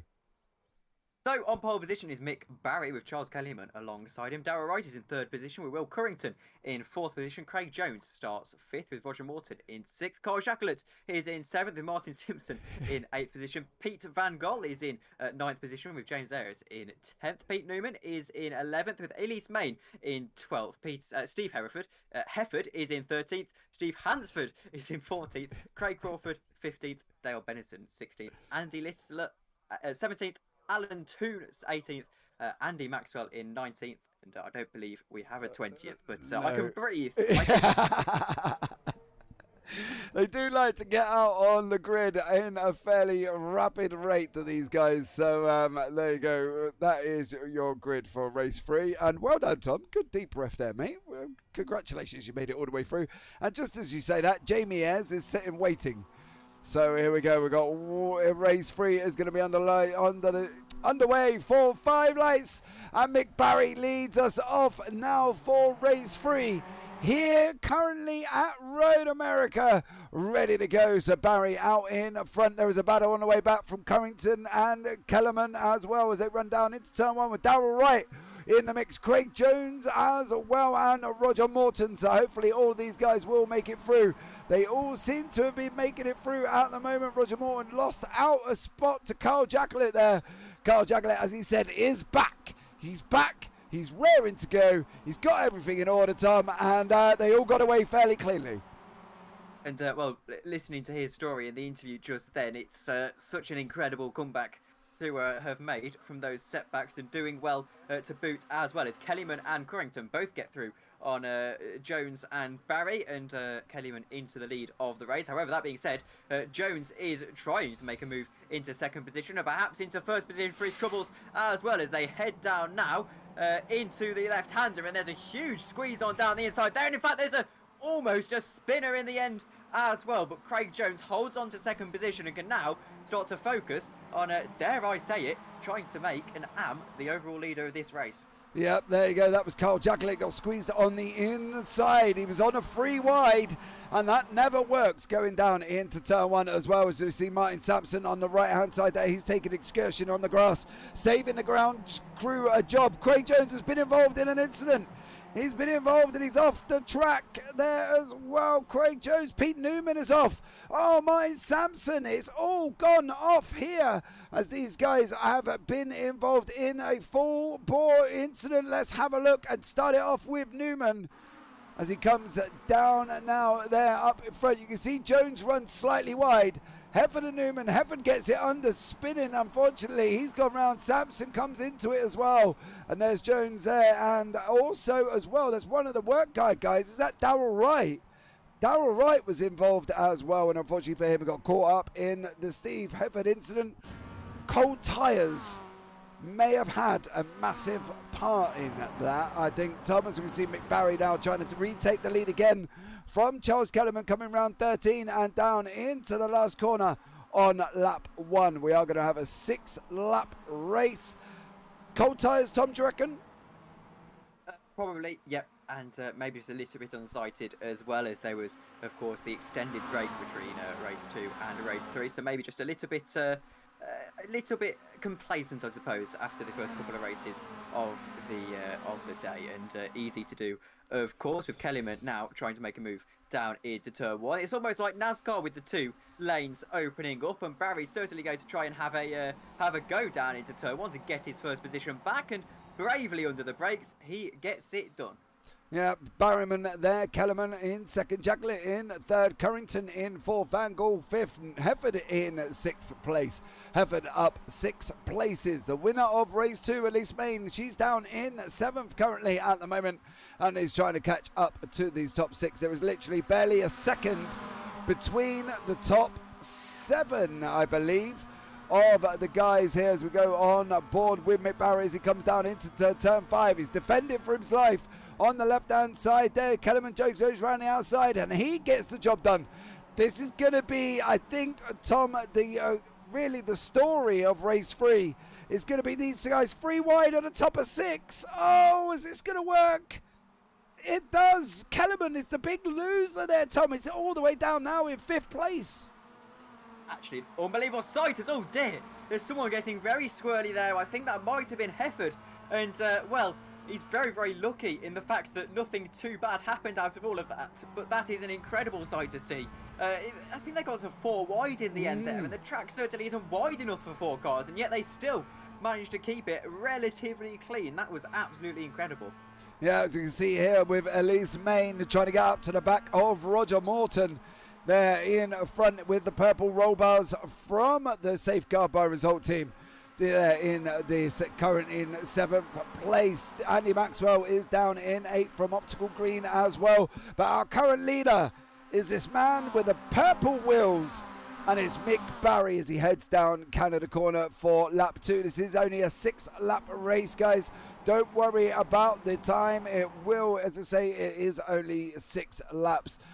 Oh, this is going to be spicy. With barely a second between all of these guys, it's going to be, well, 4 laps remaining. It's anyone's win, isn't it? It's incredible to think that these are supposedly the slowest cars in the game. They're supposedly the easiest to drive as well. Yet everyone is racing so hard, and there's such a skill to them in terms of racing them faster. As we see now Hefford go back through on Barry using the slipstream, and that just shows how powerful the slipstream is around this circuit. And now Pete Van Hall is under pressure from Currington down his inside, and Currington's going to try and have a move on through, and Van Hall, in fact it's Van Hall just ahead, isn't it? Yeah. He gets through in the end.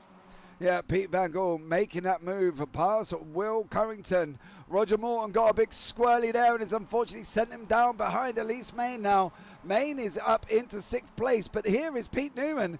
He's trying to come back through the field. He's got Darrell Wright currently right in front of him. This is the battle to 13th and 14th for these guys. And you can see it there on the left-hand side of your screen. We are on board with Pete. That is why he's got a red number next to him, because it tells you who we are currently looking at. But Newman now on that run down into turn 5.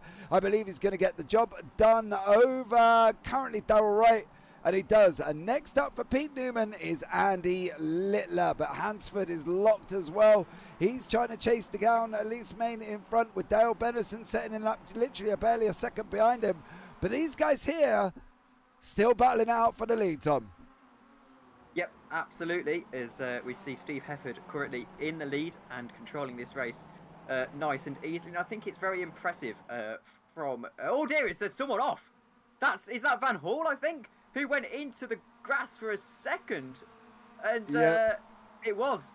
And he's still just about at the carousel, getting back onto the circuit. And I had an accident there in the 24-hour that I did here, actually, at the carousel. And the second you get a bit of oversteer through that corner, if you get onto that grass, you're absolutely a passenger in the car. And let's see if that's what happened here. As watch out for the red car. That's the one that we're having a look at. And there's Elise Main actually making a great deal of that corner. We're just missing her braking point ever so slightly. And, was it Van Hall, or was this a completely separate incident? I don't know if Van Hall and Main here come together, but there's a lot of swapping about up front at the moment as well. My timing tower is not having a good time of it currently, as people are going down the order. Will Currington's gone down, Mick Barry's gone down as well. That's what happened to Van Gaal, so he got a bit on the grass, and unfortunately that put him straight direct into the wall. But I want to have a look at this Mick Barry incident, because Will Currington was involved in this one, as these guys heading down there now, down into Canada Corner, I believe. Down, oh, there was contact. Barry and Currington, and then Currington got onto the gravel and literally nowhere to go for Will Currington there. Hold it, you got to wait for everybody to come past. As everybody, oh, look at that. They've just literally gone right the way down the order, Tom, and that's the thing with sitting there waiting, is you got to wait for a safe rejoin point. So you don't want to get penalised for an unsafe rejoin. And actually, that Van Hall incident had nothing to do with the carousel, as I first thought. Of course, hitting that barrier on the driver's left there that is taken prisoner a few drivers over the course of this evening. However, Hefford now, with only 2 laps to go at the line, will all of a sudden start to think that, dare I say it, he's got this race in the bag, as now Maxwell is going to come under pressure from Morton down the inside, and Morton not quite able to make a move on that one. And Morton in the AM is starting to pressure some of the pro drivers here, and this is an interesting dynamic, that's for certain. It definitely is here with some of these guys. Roger Morton being as fast as currently Andy Maxwell, but the main is locked in the 4-way as well. She's got our optical green teammate in. Kellerman. Morton runs a little bit wide as they're coming around the carousel. Is this going to be Kellerman's opportunity? Is this going to be Main's opportunity? Is this going to be Maxwell? He's got a little bit out of shape there coming round. That's definitely sliding that MX5 round, as we can see Pete Van Gaal trying to close up to the back of these 5. as they got about 2 laps remaining now. They head on to the Kettle Bottom straight before they come down into Canada Corner. Following this closely, Tom, it always could lead to a problem, couldn't it, for these guys? Because obviously it only takes Roger Morton now, who's just taken the position. Oh no, Andy Maxwell's managed to hold it back. But one of these guys to make a mistake, and all 4 of them could find themselves involved in it. Himself back up to 4th in the end, but that is the fine margins here, and this is helping Hefford, who now, heading into the last 2 laps of this race, has got a 5-second advantage, and that is absolutely huge in this race. As we look further forward, Kellyman is trying to make a move on Maxwell, and down the inside Kellyman is going to go, and I don't think he's quite got the extra speed on the straight to get through completely before the corner. He's going to have to do it the hard way. Now down the inside into turn 1, he's going to brake, and in fact not brake late enough, as he's not able to get through, as Maxwell sticks one around the outside and gets back ahead, although they're still neck and neck, and Kellyman in the end gets through on turn 2. Yeah, they're going to be looking for the draft now. Morton is in the position. Main is on the right. They're going to be looking at going to throw 3 wide. They need that gap left there from the optical green and the optical red. Oh, there's contact on there from Maxwell on Morton. They're in 2 banks of 2. It's like watching Noah's Ark and the animals going in. 2 by 2. They're going 2 by 2 into turn 5. Leading us away is Culliman there, 67.19. Maxwell 92 is Morton, 66 is Main. And at the back of this pack is car number 39, and that is Pete Van Gaal. They all settle back in single file as they're heading out now up round turn 7 before we'll go drop down into 8 for these guys here. But this is the battle for 2nd, 3rd, 4th, 5th and 6th, and I cannot see this ever letting off with 1 lap remaining. Nope, and well, it's absolute lottery on who's going to go through at this point. As we see down the inside into the carousel goes Morton, and well, he almost makes a bit of a meal of it with a wheel onto the grass, but does well to not have any major dramas with the car and stays 4th position for the moment, which all in all be a pretty good drive for him. Kellyman still leads this little train, and Hefford is off into the distance. They head now down to Canada Corner. Everyone is all over the road, and Maxwell now is going to go down the inside. Morton's going to try and make it 3 wide and into Canada Corner. Can Maxwell find a way through? It looks like he's pretty keen to do so, and he does in the end. And in fact, he's onto the runoff area, and now down into a sandwich in the middle goes Kellyman, and Morton, is he through into the 2nd position of this race? And I'm not too sure what's going on here. No, Kellyman has picked up in the last turn 14. Morton is now in 3rd. Maxwell is in 4th. Main in 5th. Van Gaal is still 6th. But these guys now are on the last lap of the race. You can see it on the left-hand side. Morton now, and Maxwell, and Main, and Van Gaal. I've got 1 lap to make this 2nd place theirs. And at the moment, poor old Charles Kellyman is leading off this pack, and he is under attack. The times are coming down, the interval times on the right-hand side. Morton just sends one up the inside of Maxwell, as Main does as well. Maxwell goes a little bit wide. Has that brought in Elise Main? Has it brought in Pete Van Gaal? Well, Tom, over to you. And, well, it is so close in this race, as Morton once again goes down the inside. In fact, he gets a very poor exit by just trying a switchback almost, but it actually cost him so much momentum. And look at him now, he looks like a little bit of a sitting duck, as Main now thinks about to move around the outside, not able to find any space on that one. As now Maxwell's going to have to start to think about how he's going to formulate a move on Kellyman. And there goes Main down the inside on Morton. Is she going to be able to make the move? And Morton has to go off the circuit almost, and Main is through in the end, I believe. And well, they're still side by side, and Main wiggles her way through in the end, and Kellyman has a little bit of breathing space, only 0.5 of a second, but in this little train, that is a huge amount. Yeah, as they go drop down the hill into turn 8 now. Kellyman in the front from Maxwell, from Main, from Morton, from Van Gaal. The only one that really didn't change positions there was Van Gaal. He's still in 6th. Oh, I believe he's under attack from Morton. There you go. Oh, that's Newman. Where did Newman come from? He's all of a sudden joined the pack. Where did Newman come from, Tom? I never saw him anywhere near this battle.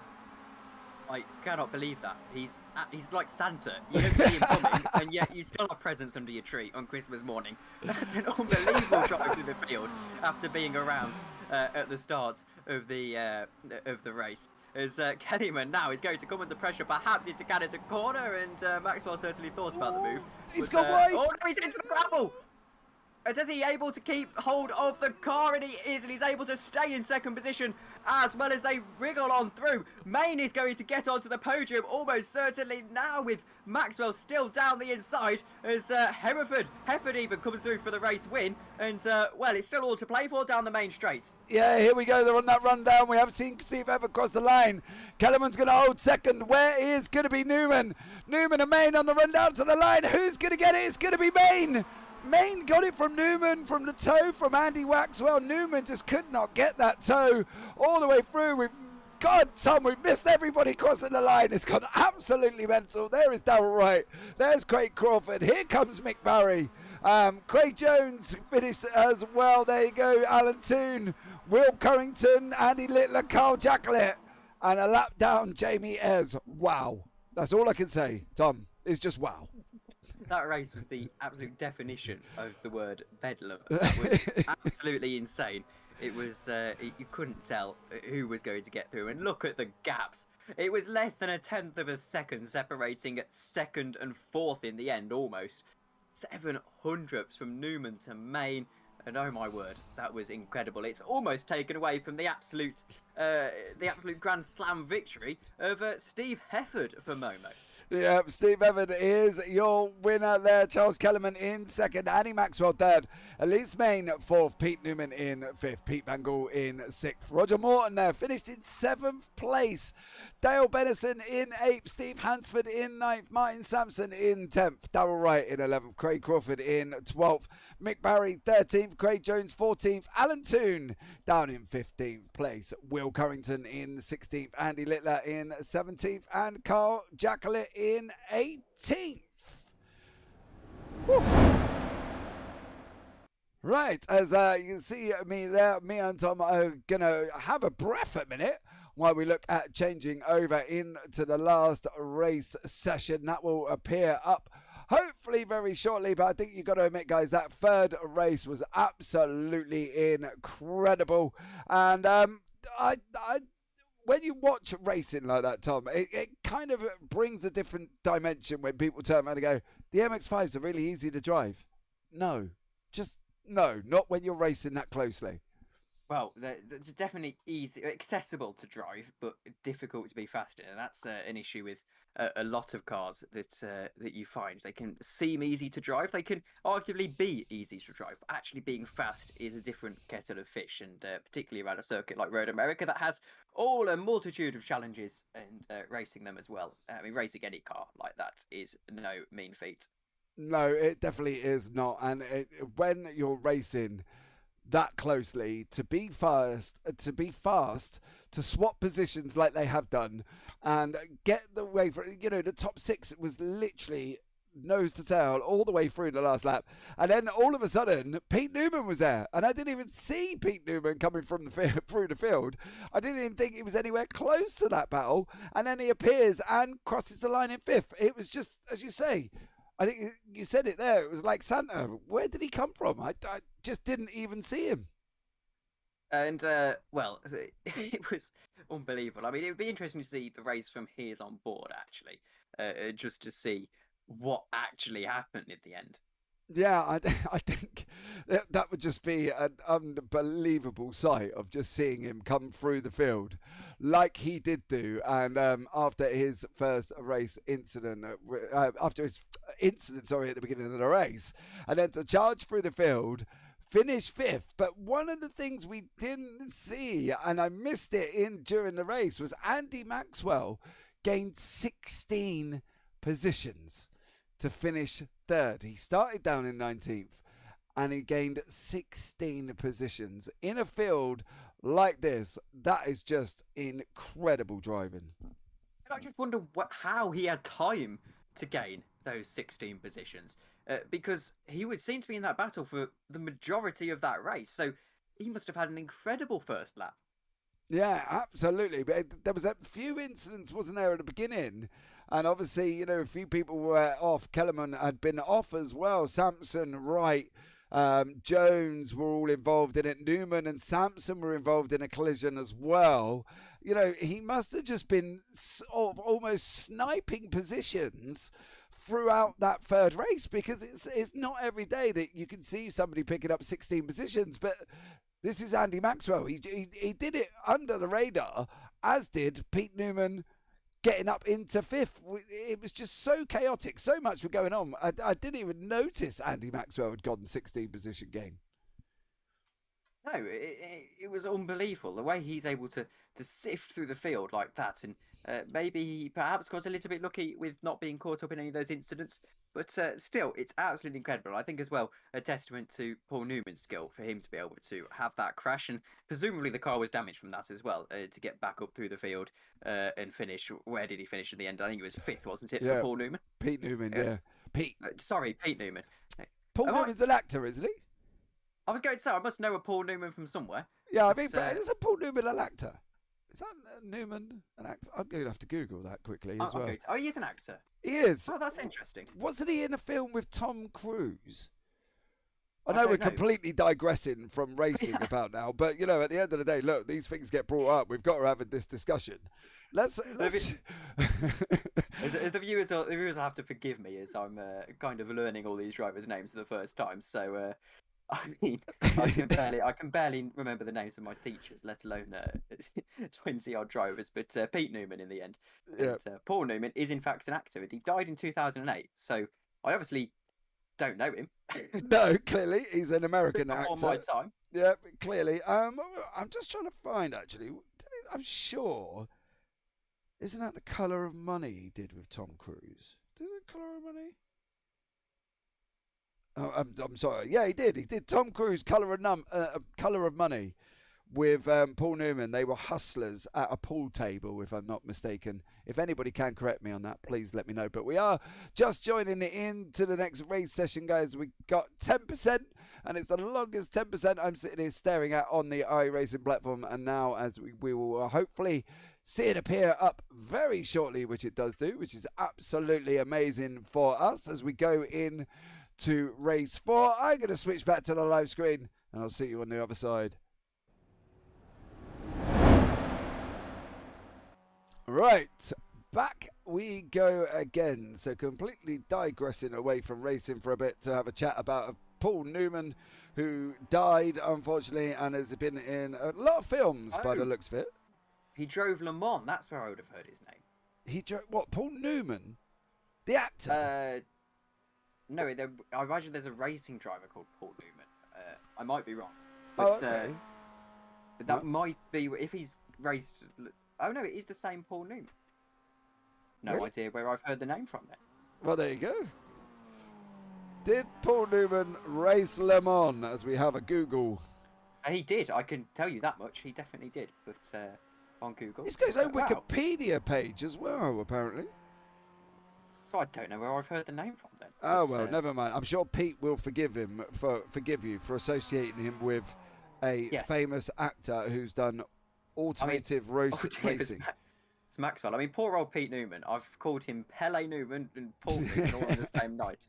I am terrible with names. I had a commentary partner once in an endurance race whose name was Dom, and I called him Ross for the entire 4 hours that we were together. I'm still to this day trying to figure out how I managed to do that. But, you called him. His name was Dom, and you called him Ross. Yes, because the race before there was 3 of us, and one of them was Ross. And because Ross was the main commentator, I had it in my head that who I was commentating with was called Ross.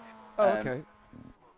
So yes, so it was a bit of a stupid moment for me, but it was also quite funny, and it must just be names that I am terrible with. But I'll make a note that it's Pete Newman now, and not Paul. Well, Summer Fruits. Oh my God, I'm at it now. Summer Farm in YouTube said Paul Newman also drove Le Mans. The actor when making Le Mans in the '60s film, apparently. But I have watched and read a bit about that '60s film, so maybe that's like it's gone to the back of my mind and sort of come back at this opportunity. Yeah, he apparently became first interested in motorsport while training at the Watkins Glen Racing School for the filming of Winning, a 1969 film. He was a frequent competitor in the Sports Car Club of America, the SCCA, events for the rest of the decade, eventually winning 4 national championships. He later drove in a 1979 24-hour of Le Mans in Dick Barber's Porsche 935 and finished in second place. Newman reunited with Barber in 2000 to compete in the Petit Le Mans. So he's done the Petit Le Mans and the Full Le Mans. There you go. Wow. You learn something new every day. Guys, we are here to talk about racing, and we digress off to Paul Newman, the actor, driving Le Mans. What more can you ask for? Full diverse category of knowledge, and if you leave this broadcast with one more bit of knowledge that you didn't have when you were watching it, me and Tom have done our jobs for the evening. So well done, Tom. Absolutely. And well, another thing that's confusing is I've got a Petit Le Mans at the weekend on R Factor, and I keep getting it in my head that it's actually at Road America, and well, it's all very, very confusing. Indeed, Road America, Road Atlanta, and in fact, it wasn't until 10 minutes before the broadcast tonight that I realised that I've been getting it wrong all day, and it was in fact Road America tonight, and Road Atlanta at the weekend. Yeah, it's so easily done though when somebody says the tracks, unless you specifically know them off by heart. Road America, Road Atlanta. Who worries about it, mate? Don't you worry. We're here at Road America. And the Road Atlanta is currently homing the Radical SR10 in iRacing this week. A completely different car to the MX5s. And, yeah, not doing so well at that, I've got to be honest. But here we go. God, sorry. So, of course, it can get a bit awkward if you practice Road Atlanta and you've actually got to race at Road America and vice versa. But for the most of the time, it doesn't make a difference. But yes, 1 minute 55 to go. Yeah, 1 minute 55. And as you say, if you get that wrong, you're going to turn up having all this practice in Road Atlanta, and all of a sudden they go, no, you're at Road America. You're like, oh, yay me. Didn't do an ounce. But then again, you could be like Carl Jacklett, who just banged up on a Tuesday night, jumped in the car and away he went. So, you know, hey, and he's had a stellar evening as well. So there's a few cars out on track. Craig Jones, Steve Hefford, Steve Hansford and Elise Main, who's had a stellar evening tonight. Got to say, got the race win, and I believe it was 4th in the last one. So having an absolute whole grab from Elise Main of points, and first victory. So well done to that young lady as well. Got a first victory in this season, and I believe over the last 2 seasons, I don't think she actually got a win, if I'm not mistaken. I'm pretty sure I'm not. So there you go, most unexpected, but congratulations to Elise Main. We're going into the last race of the evening, Tom. I would ask you what can we expect, but I'm happy with more of the same. I don't know about you. Yeah, and I think we will get more of the same. Of course, if I'm not mistaken, the grid gets reversed once again, and that means that theoretically we should have all of that gaggle of cars coming all the way back up the order, and no doubt Pete Newman will find a way to get back up the order. Well done, sir, for that. Did you know you pronounced that as well to make sure that you didn't get it wrong? It was Pete.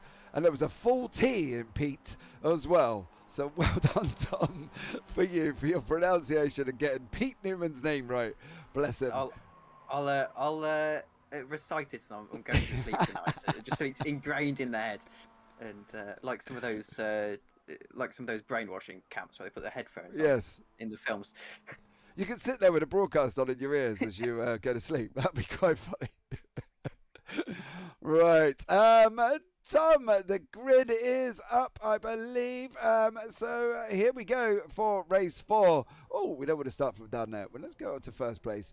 So we've got Andy Littler in first, Will Currington in second, Alan Toon in third, Craig Jones in fourth, Mick Barry 5th, Craig Crawford 6th, Darrell Wright 7th, Martin Sampson 8th, Steve Hansford 9th, Dale Bennison in 10th, Roger Morton in 11th, Pete Van Gool 12th, Newman 13th, Main in 14th, Maxwell 15th, Kellerman 16th, Jacklett is in 18th, Hefford 17th, and away we go already, I believe, and we're underway, and I will stop there, but we have got, I believe that's Hefford at the back, and the lights are out, and we are green again as we swap over now into race 4, led by Andy Littler. I wish these guys would give me more time on the grid to read it out at least. Will Currington there in second. Craig Jones has managed to make the move up into third to by Alan Toon as they head round turn 1 for the first time in race 4, and that's Will Currington taking the lead from Andy Littler. Steve Hansford has had a little bit of an excursion, nothing major. He is back on track, but is unfortunately now at the back of the field as they go round turn 3, Tom.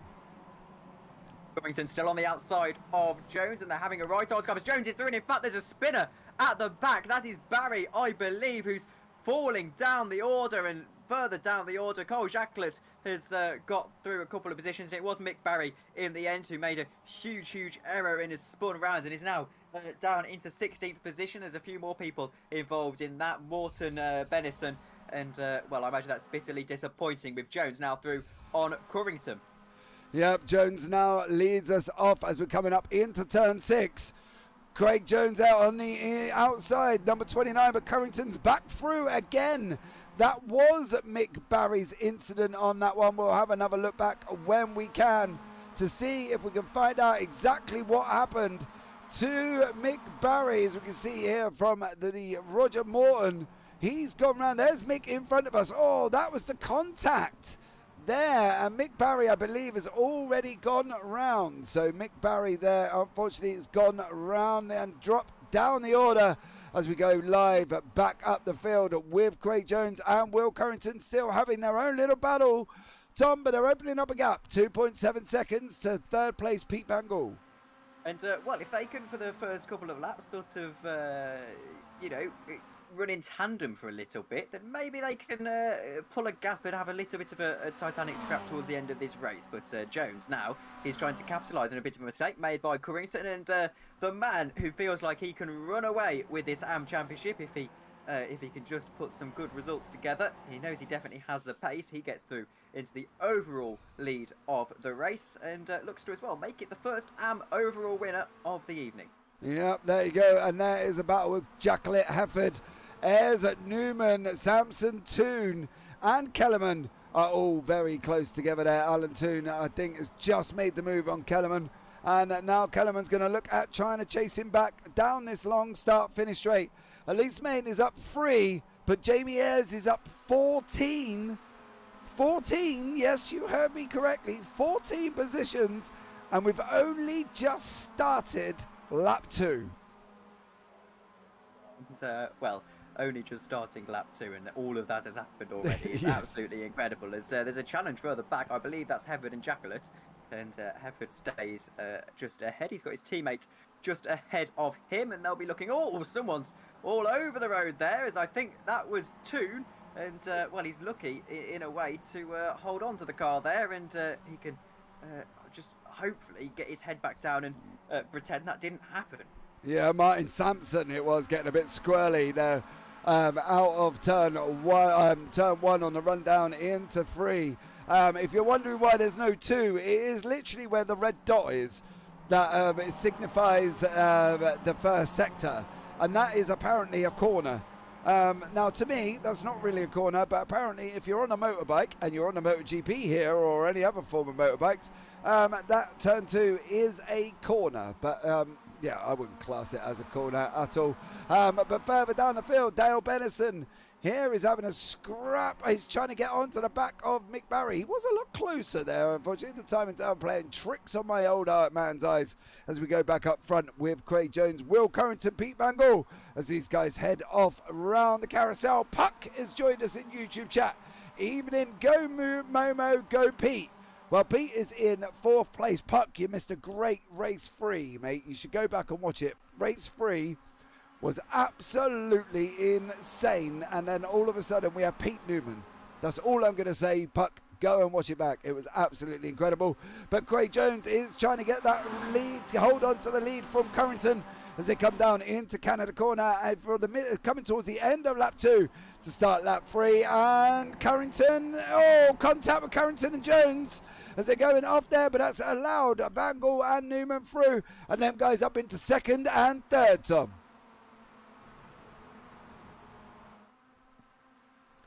So here we carry on through the order now. As you can see, Carrington is there on track. Excuse that, not quite sure what happened there. But there we go, running through the order now. And Will Carrington is in first. Van Gogh is in second. Roger Morton and Mick Barry had an incident. And I wondered how that gap opened up. And now we're going to see here as Mick Barry is behind Roger Morton going down into Canada corner. Oh, Morton goes round, and there unfortunately is Barry. No room when you're racing that close, Tom, and that's unfortunately what can happen. Nowhere to go either, which is just utterly gut-wrenching for him. As you can't react to that. Even if you were to apply the brakes, you're going to end up in a bigger accident than just going straight into him. Is that Newman? Again? Yeah, Newman's in second. Newman is up 11 places currently, and is in second place. There you go. I'll put it on the screen for you. He's like a bee that is just buzzing in your ear, and no one could quite get rid of him. But he's always going to be there. As Aries is through, I believe, and no, Van Hall even is through on Newman now in the white Momo car there, or the red Momo car with the white writing on the side, and now down the inside of Newman as well. And all the progress Newman's making isn't always forward, as is the case in MX5s often, but still in third position, which is an incredible drive. Yeah, Pete Newman up 10 places now. Jamie Ayres, the guy behind Newman, is up 15 places. Hefford is up 12. Now, this would explain why these guys are in pro. I tell you that much, and why they have managed to make that gains, because that is absolutely unbelievable.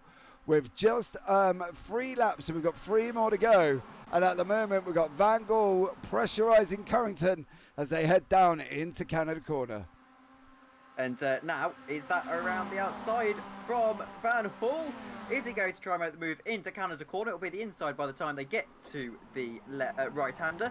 And, well, Will Carrington can't really put up a defence to that one, as now Newman is back into third. He's trying to, no, he's into third even. He's trying to make some moves forward in this race and perhaps nick the race win away from these two as we head to what's going to be 3 laps to go at the line. Bang on halfway through the race, and Van Hall leads, but only just. Yeah, we have literally got barely a second all the way back down to Craig Jones in 6th place. There was Craig trying to make that move round Steve Efford. These guys are side by side, but it's Will Carrington and Pete Van Gogh on the run down into turn 1. Carrington on the outside, Van Gogh on the inside. It's going to be Van Gogh who's going to really want to try and hold the position, but in a weird way, Carrington's got the better line because Van Gogh has got to tie it up. There was contact, and there goes Newman down the order. He's dropped down into 6th place. Now, after that brief contact by Carrington and Van Gogh, but that was obviously going to happen because Van Gogh has got to try and tighten up a corner that you naturally flow into, and unfortunately he couldn't tighten it up enough, and there was contact between him and Carrington affecting Newman. Absolutely, and Carrington now looking to collect himself and get back past Van Hall. Jones will be feeling a little bit disappointed with himself back down into 5th position after essentially having a real battle and scrap for this race win. It's not over for him yet, and of course he'll have the AM victory in his hands, but he'll feel a little bit disappointed in himself. That's for certain, but that's just the nature of this close MX5 racing, as now Carrington looks to reapply the pressure onto Van Hall, and Van Hall is going to look to defend quite staunchly. Yeah, he's definitely going to put his car in a position that is not going to allow Will Carrington through, partly because he has got the 2 other teammates, Jamie Ayres and Steve Efford, behind him from Team Momo, so he's going to want to try and get them up into the action if he can. Ayres is up, as I said, currently at the moment, he's up 16 places. Will Carrington is the only one who has not gained or lost any places in the top 10. Will Carrington is still in the position he started in 2nd place, and he is the only one, actually he's the only one throughout the whole field of 19 cars that has not lost or gained any places currently and is still in the same position. So well done to him, but he's going to be looking to try to make that move around here outside of Canada corner on Pete Van Gogh. Now he goes round. Is there going to be room? There's not. Van Gogh takes the line and away he goes, Tom, up around into turn 13. But Corrington has the switchback, and it might be a switchback for the ages. There's not quite the room on the outside, but he was smart there. He knows that into Canada corner, if you have the outside line, you're just going to get swallowed up by the people behind him. So he had to be a little bit conservative there, but it's going to help him in the future. And now, in the slipstream, he's going to have a right old run down into turn 1. That being said, Ayres just behind him is going to try and make away. Oh, that's a huge accident! That is ugly to look at, and Newman's involved as well, and Van Hall could suddenly see the victory in his hands. That is absolutely huge. Let's have a look back and see what happened there, as we can start it off with Will Corrington and Jamie Ayres as they're on the run up in the hill. Jamie Ayres goes to the right. Will Corrington comes across. Oh, he goes to close the door. Oh, massive tyre barrier there, and that's Hefford, Newman, Ayres, Littler, Crawford. They're all in the pits. Newman is in the pits. Ayres is in the pits. Hefford. Oh, unbelievable. Unbelievable incident this late on in the race. But the benefactor out of that one is this gentleman here, Pete Van Gogh.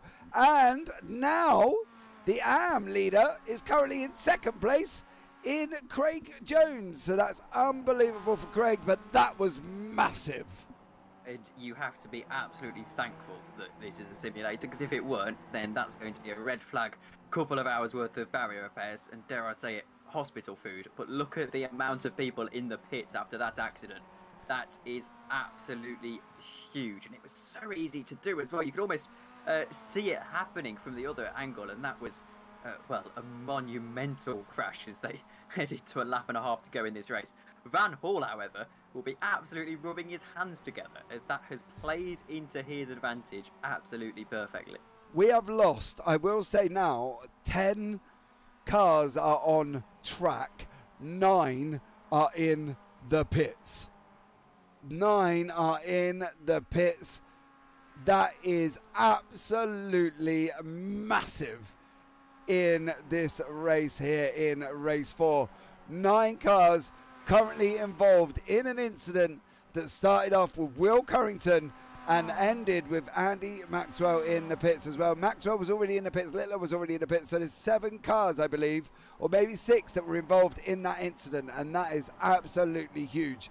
But all the while, Pete Van Gogh here is out in front, is kind of taking away all the action, Tom, isn't it? Because that was kind of one of the battles that we were focusing on, and now they've all put it, unfortunately, in the pits. Yeah, we've got Dale Benison, who's trying to close down Roger Morton for 8th and 9th place, currently the closest battle on circuit. And a podium in AM as well, this would be for. However, you've got to think about, a lot of people would immediately jump to, you know, questioning driving standards in the leagues when they see an accident like that. However, it does just go to show how close the race is, because it was one slightly maybe misguided cut across by one of the drivers, which is, again, it's something that can happen, particularly if you haven't got a spotter on or something, and you just look in your mirror and you think you've got more room than you do. And, you know, it was just, everyone was so close that it was absolutely unavoidable. So, no need to jump to conclusions on that one. And really, it was just a very, very nasty incident to look at, with Benison now trying to pressure Morton just ahead of him. Yeah, well, we'll have another look. And as you can see here, it's almost like Corrington doesn't see the Ayres move. Ayres got a lot better run out. Corrington comes across now to try and block him off, to try and stay on the toe from Pete Van Gogh. And then everybody else just kind of comes along and careers into it. It's just Newman gets involved. There is Ayres. There's Hefford. Corrington. Sampson's there trying to stumble along but doesn't get going. Crawford, Littler. It was just, as you say, an unfortunate incident where Corrington was trying to stay on the draft of Van Gogh. And as he come across, he didn't realise Ayres was there. So, as you say, it's just purely accidental, but that leaves us only with 10 cars on track, and Dale Benison still chasing down Roger Morton for 8th and 9th there, Tom. That was just an unfortunate incident. And it'll be interesting to see what the stewards say about that, because it was an avoidable accident, and it was one that was certainly Covington's fault. But then again, it's something that can happen to anyone, and can be done very, very easily. So it'll be interesting to see what the steward's opinion is on that one, because I don't think you need a particularly harsh penalty, even though it ended horrendously. There was clearly no malintention there, but it will just be interesting to see what they have to say. Yeah, well, I'm sure the penalties will be released towards the middle of the week. I'm saying that we're on Tuesday. Towards, I believe, Thursday or Friday, the penalties will come out if there has been handed any at the moment. But here's Roger Morn trying to go up the inside of Alan Toon. Does he make it stick? He doesn't. But your victor man this evening, as it comes across the line for race 4, is Pete Van Gogh, taking the victory there. Craig Jones, absolutely stunning second place victory overall in the AMS. Elise Main comes across the line in 4th. Kyle Jackler in 3rd. Charles Kellerman in 5th place there. Roger Morton did get that job done on Alan Toon and is going to come across the line in 6th. And there is Alan. There is Mick Barry. I suppose on the upside, a great recovery from Mick after being involved with the incident at the beginning. Steve Hansford comes across the line in 9th place. Dale Benison. Oh, unfortunately, that is what happened to Dale Benison as he went off track here in, I believe, this is on the rundown into the last corner. Is this him and Alan Toon? Yes, teammates. Don't take out your teammates. Dale Benison and Alan Toon. And unfortunately, that is exactly what happened at the end. And Dale there just getting a little bit squirrely and putting it straight into the barrier. So unfortunately, Dale Benison will come across the line. Well, if he can. Is he going to?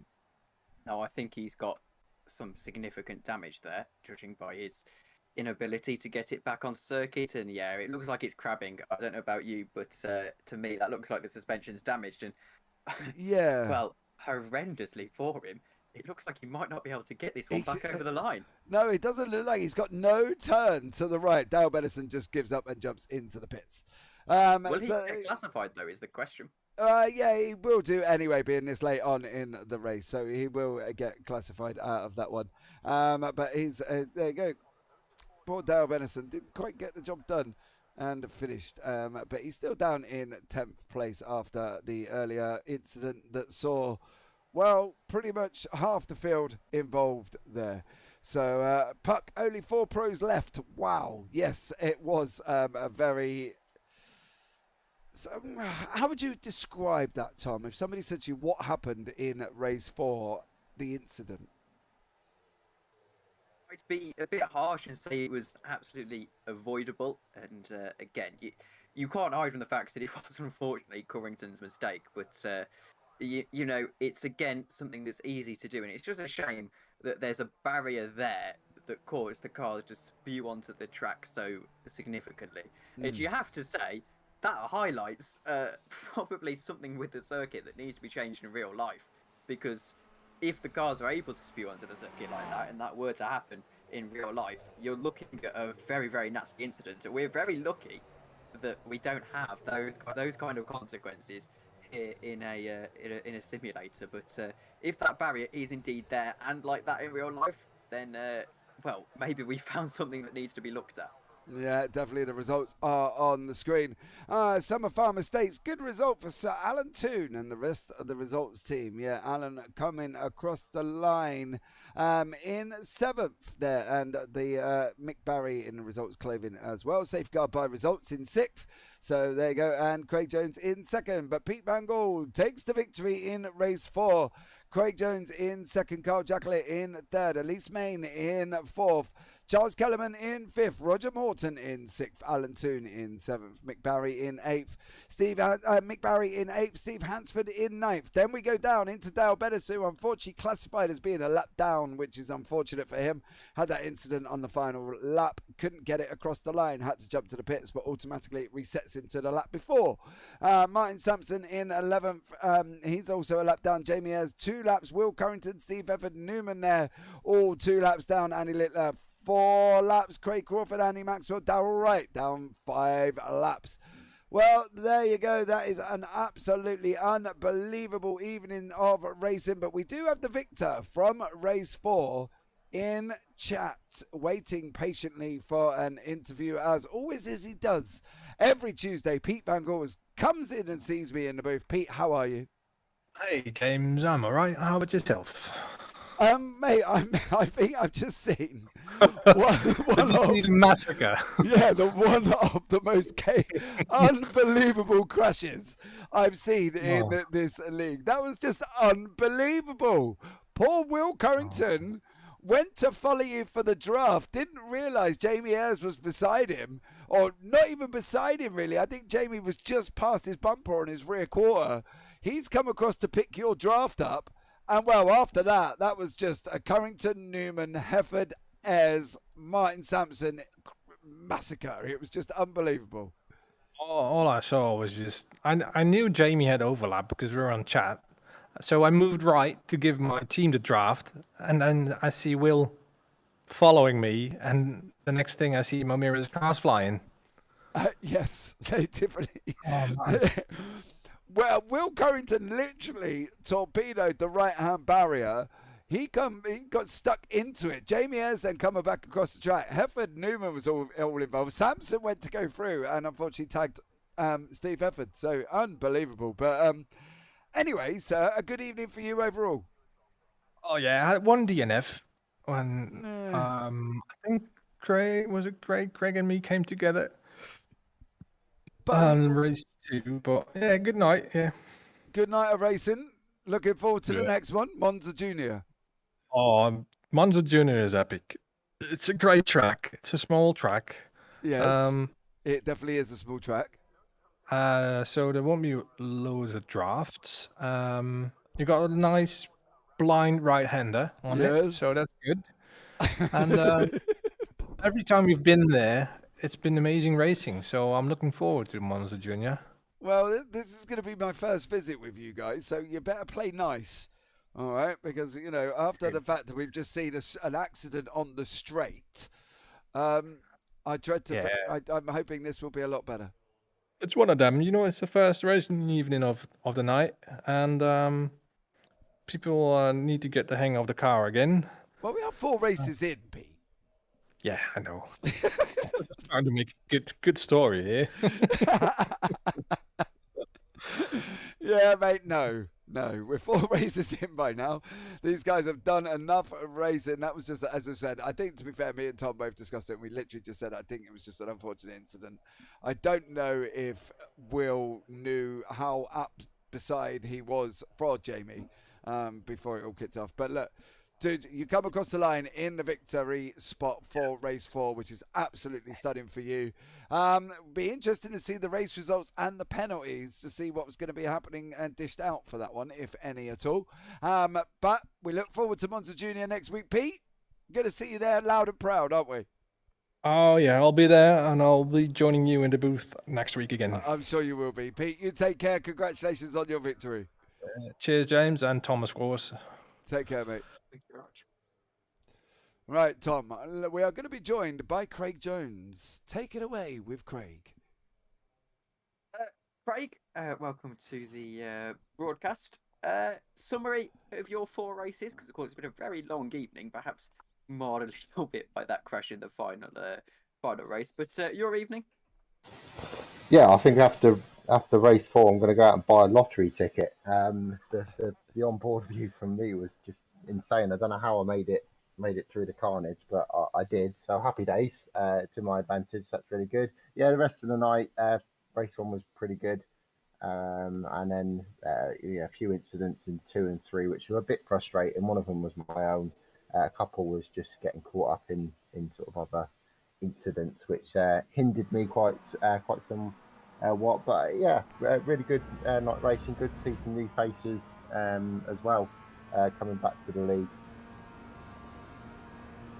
And well, of course, heading into what's going to be a very long season over the next 12 weeks or so.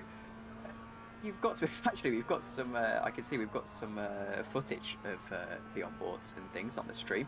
Well, heading into the rest of the season, has tonight maybe given you a little bit of confidence in the car and just getting you a bit more confident for the rest of the season? Yeah, well, I mean the league split into three sort of mini seasons, I suppose. So we're now in the summer season, and the season just gone, I won, albeit a little bit controversially with an incident with me and Steve Hansford. So really close between me and Steve. I'd like to win the summer season, but now I've won a season. I'd like to focus on the kind of year-long championship that we do. So that's my next target. So thank you very much for your time, Craig, and very best of luck with the rest of the season, of course. Thank you. Craig, I like you had to say a somewhat controversial victory. Why do you always have to bring this up? Well, you left it there. You opened up the door, and I just come into it, didn't I? Yeah, it was somewhat controversial. It was, but look, at the end of the day, as you say, we got 2 more seasons to go. You've had a stunning start. I just watched that footage of how you made it through that crash. Please go buy a lottery ticket because I'm sure you might actually win it. I did come out of it and I was like, wow, that is lucky. And the stewards have spoken about the last season. They made their decision. I said to you on the broadcast that night, 50-50, don't know how that's going to go. But, respect that they've got a hard, tough decision to make. I really, really, really didn't want to win it like that. But at the end of the day, that's sometimes it rolls in your favour, and on that occasion it did. So move onwards, look at the rest of the season, and let's see what happens. Yeah, okay, mate. Well, you take care, and we'll see you next week in Monza Junior. Thank you. Right, so we got the last one of the evening. The new Mr. Roger Morton. How are you, sir? Very well. How are you? I'm amazing. Thank you so much. Obviously, you are live on the broadcast, so please do not swear. Thank you very much. I'm sure you are aware of that, but I'll inform you of it anyway. Yeah, no problem. First race, well, first 4 races. How's your evening been? Have you had fun? Yes, I've really enjoyed it. I have been in this league a few seasons ago, and I enjoyed it then. But went off to do some other things. So I'm glad to be back. Definitely, I do enjoy the racing with these guys. Raced against them for years in various different leagues. It's good to race against them all again, and we had some good fun and be fairly clean on my part anyway. So yeah, definitely. Yeah, it is. I do. Steve Hefford told me that you had obviously returned to the league as well. So there you go. So that's absolutely amazing to have you in here, and thank you so much for coming to have a chat to me. We go on to Monza Junior. Nice short circuit, should we say? Monza Junior. I don't know if I've ever done that layout. Have you not? Something different. I like different. Different would be a blind corner. Short, sharp straights, and not a lot of room for anything. So I don't know. Right. I don't know if you practice, Roger, or not, but you might want to give it a bash. I do. I race myself in real life. So my time at minute is very slim at the minute this time of year, but I will try, if it's a new track or layout, I'll try and tend to find a little bit of time just to at least turn a few laps just to get a rough idea of what it's like before race day.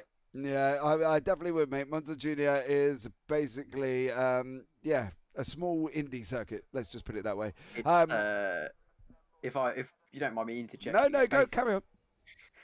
From my experience playing Forza, because very famous on that game, the Monza Junior circuit, for having everyone pile down into turn 1, thinking they've got the chicane coming up.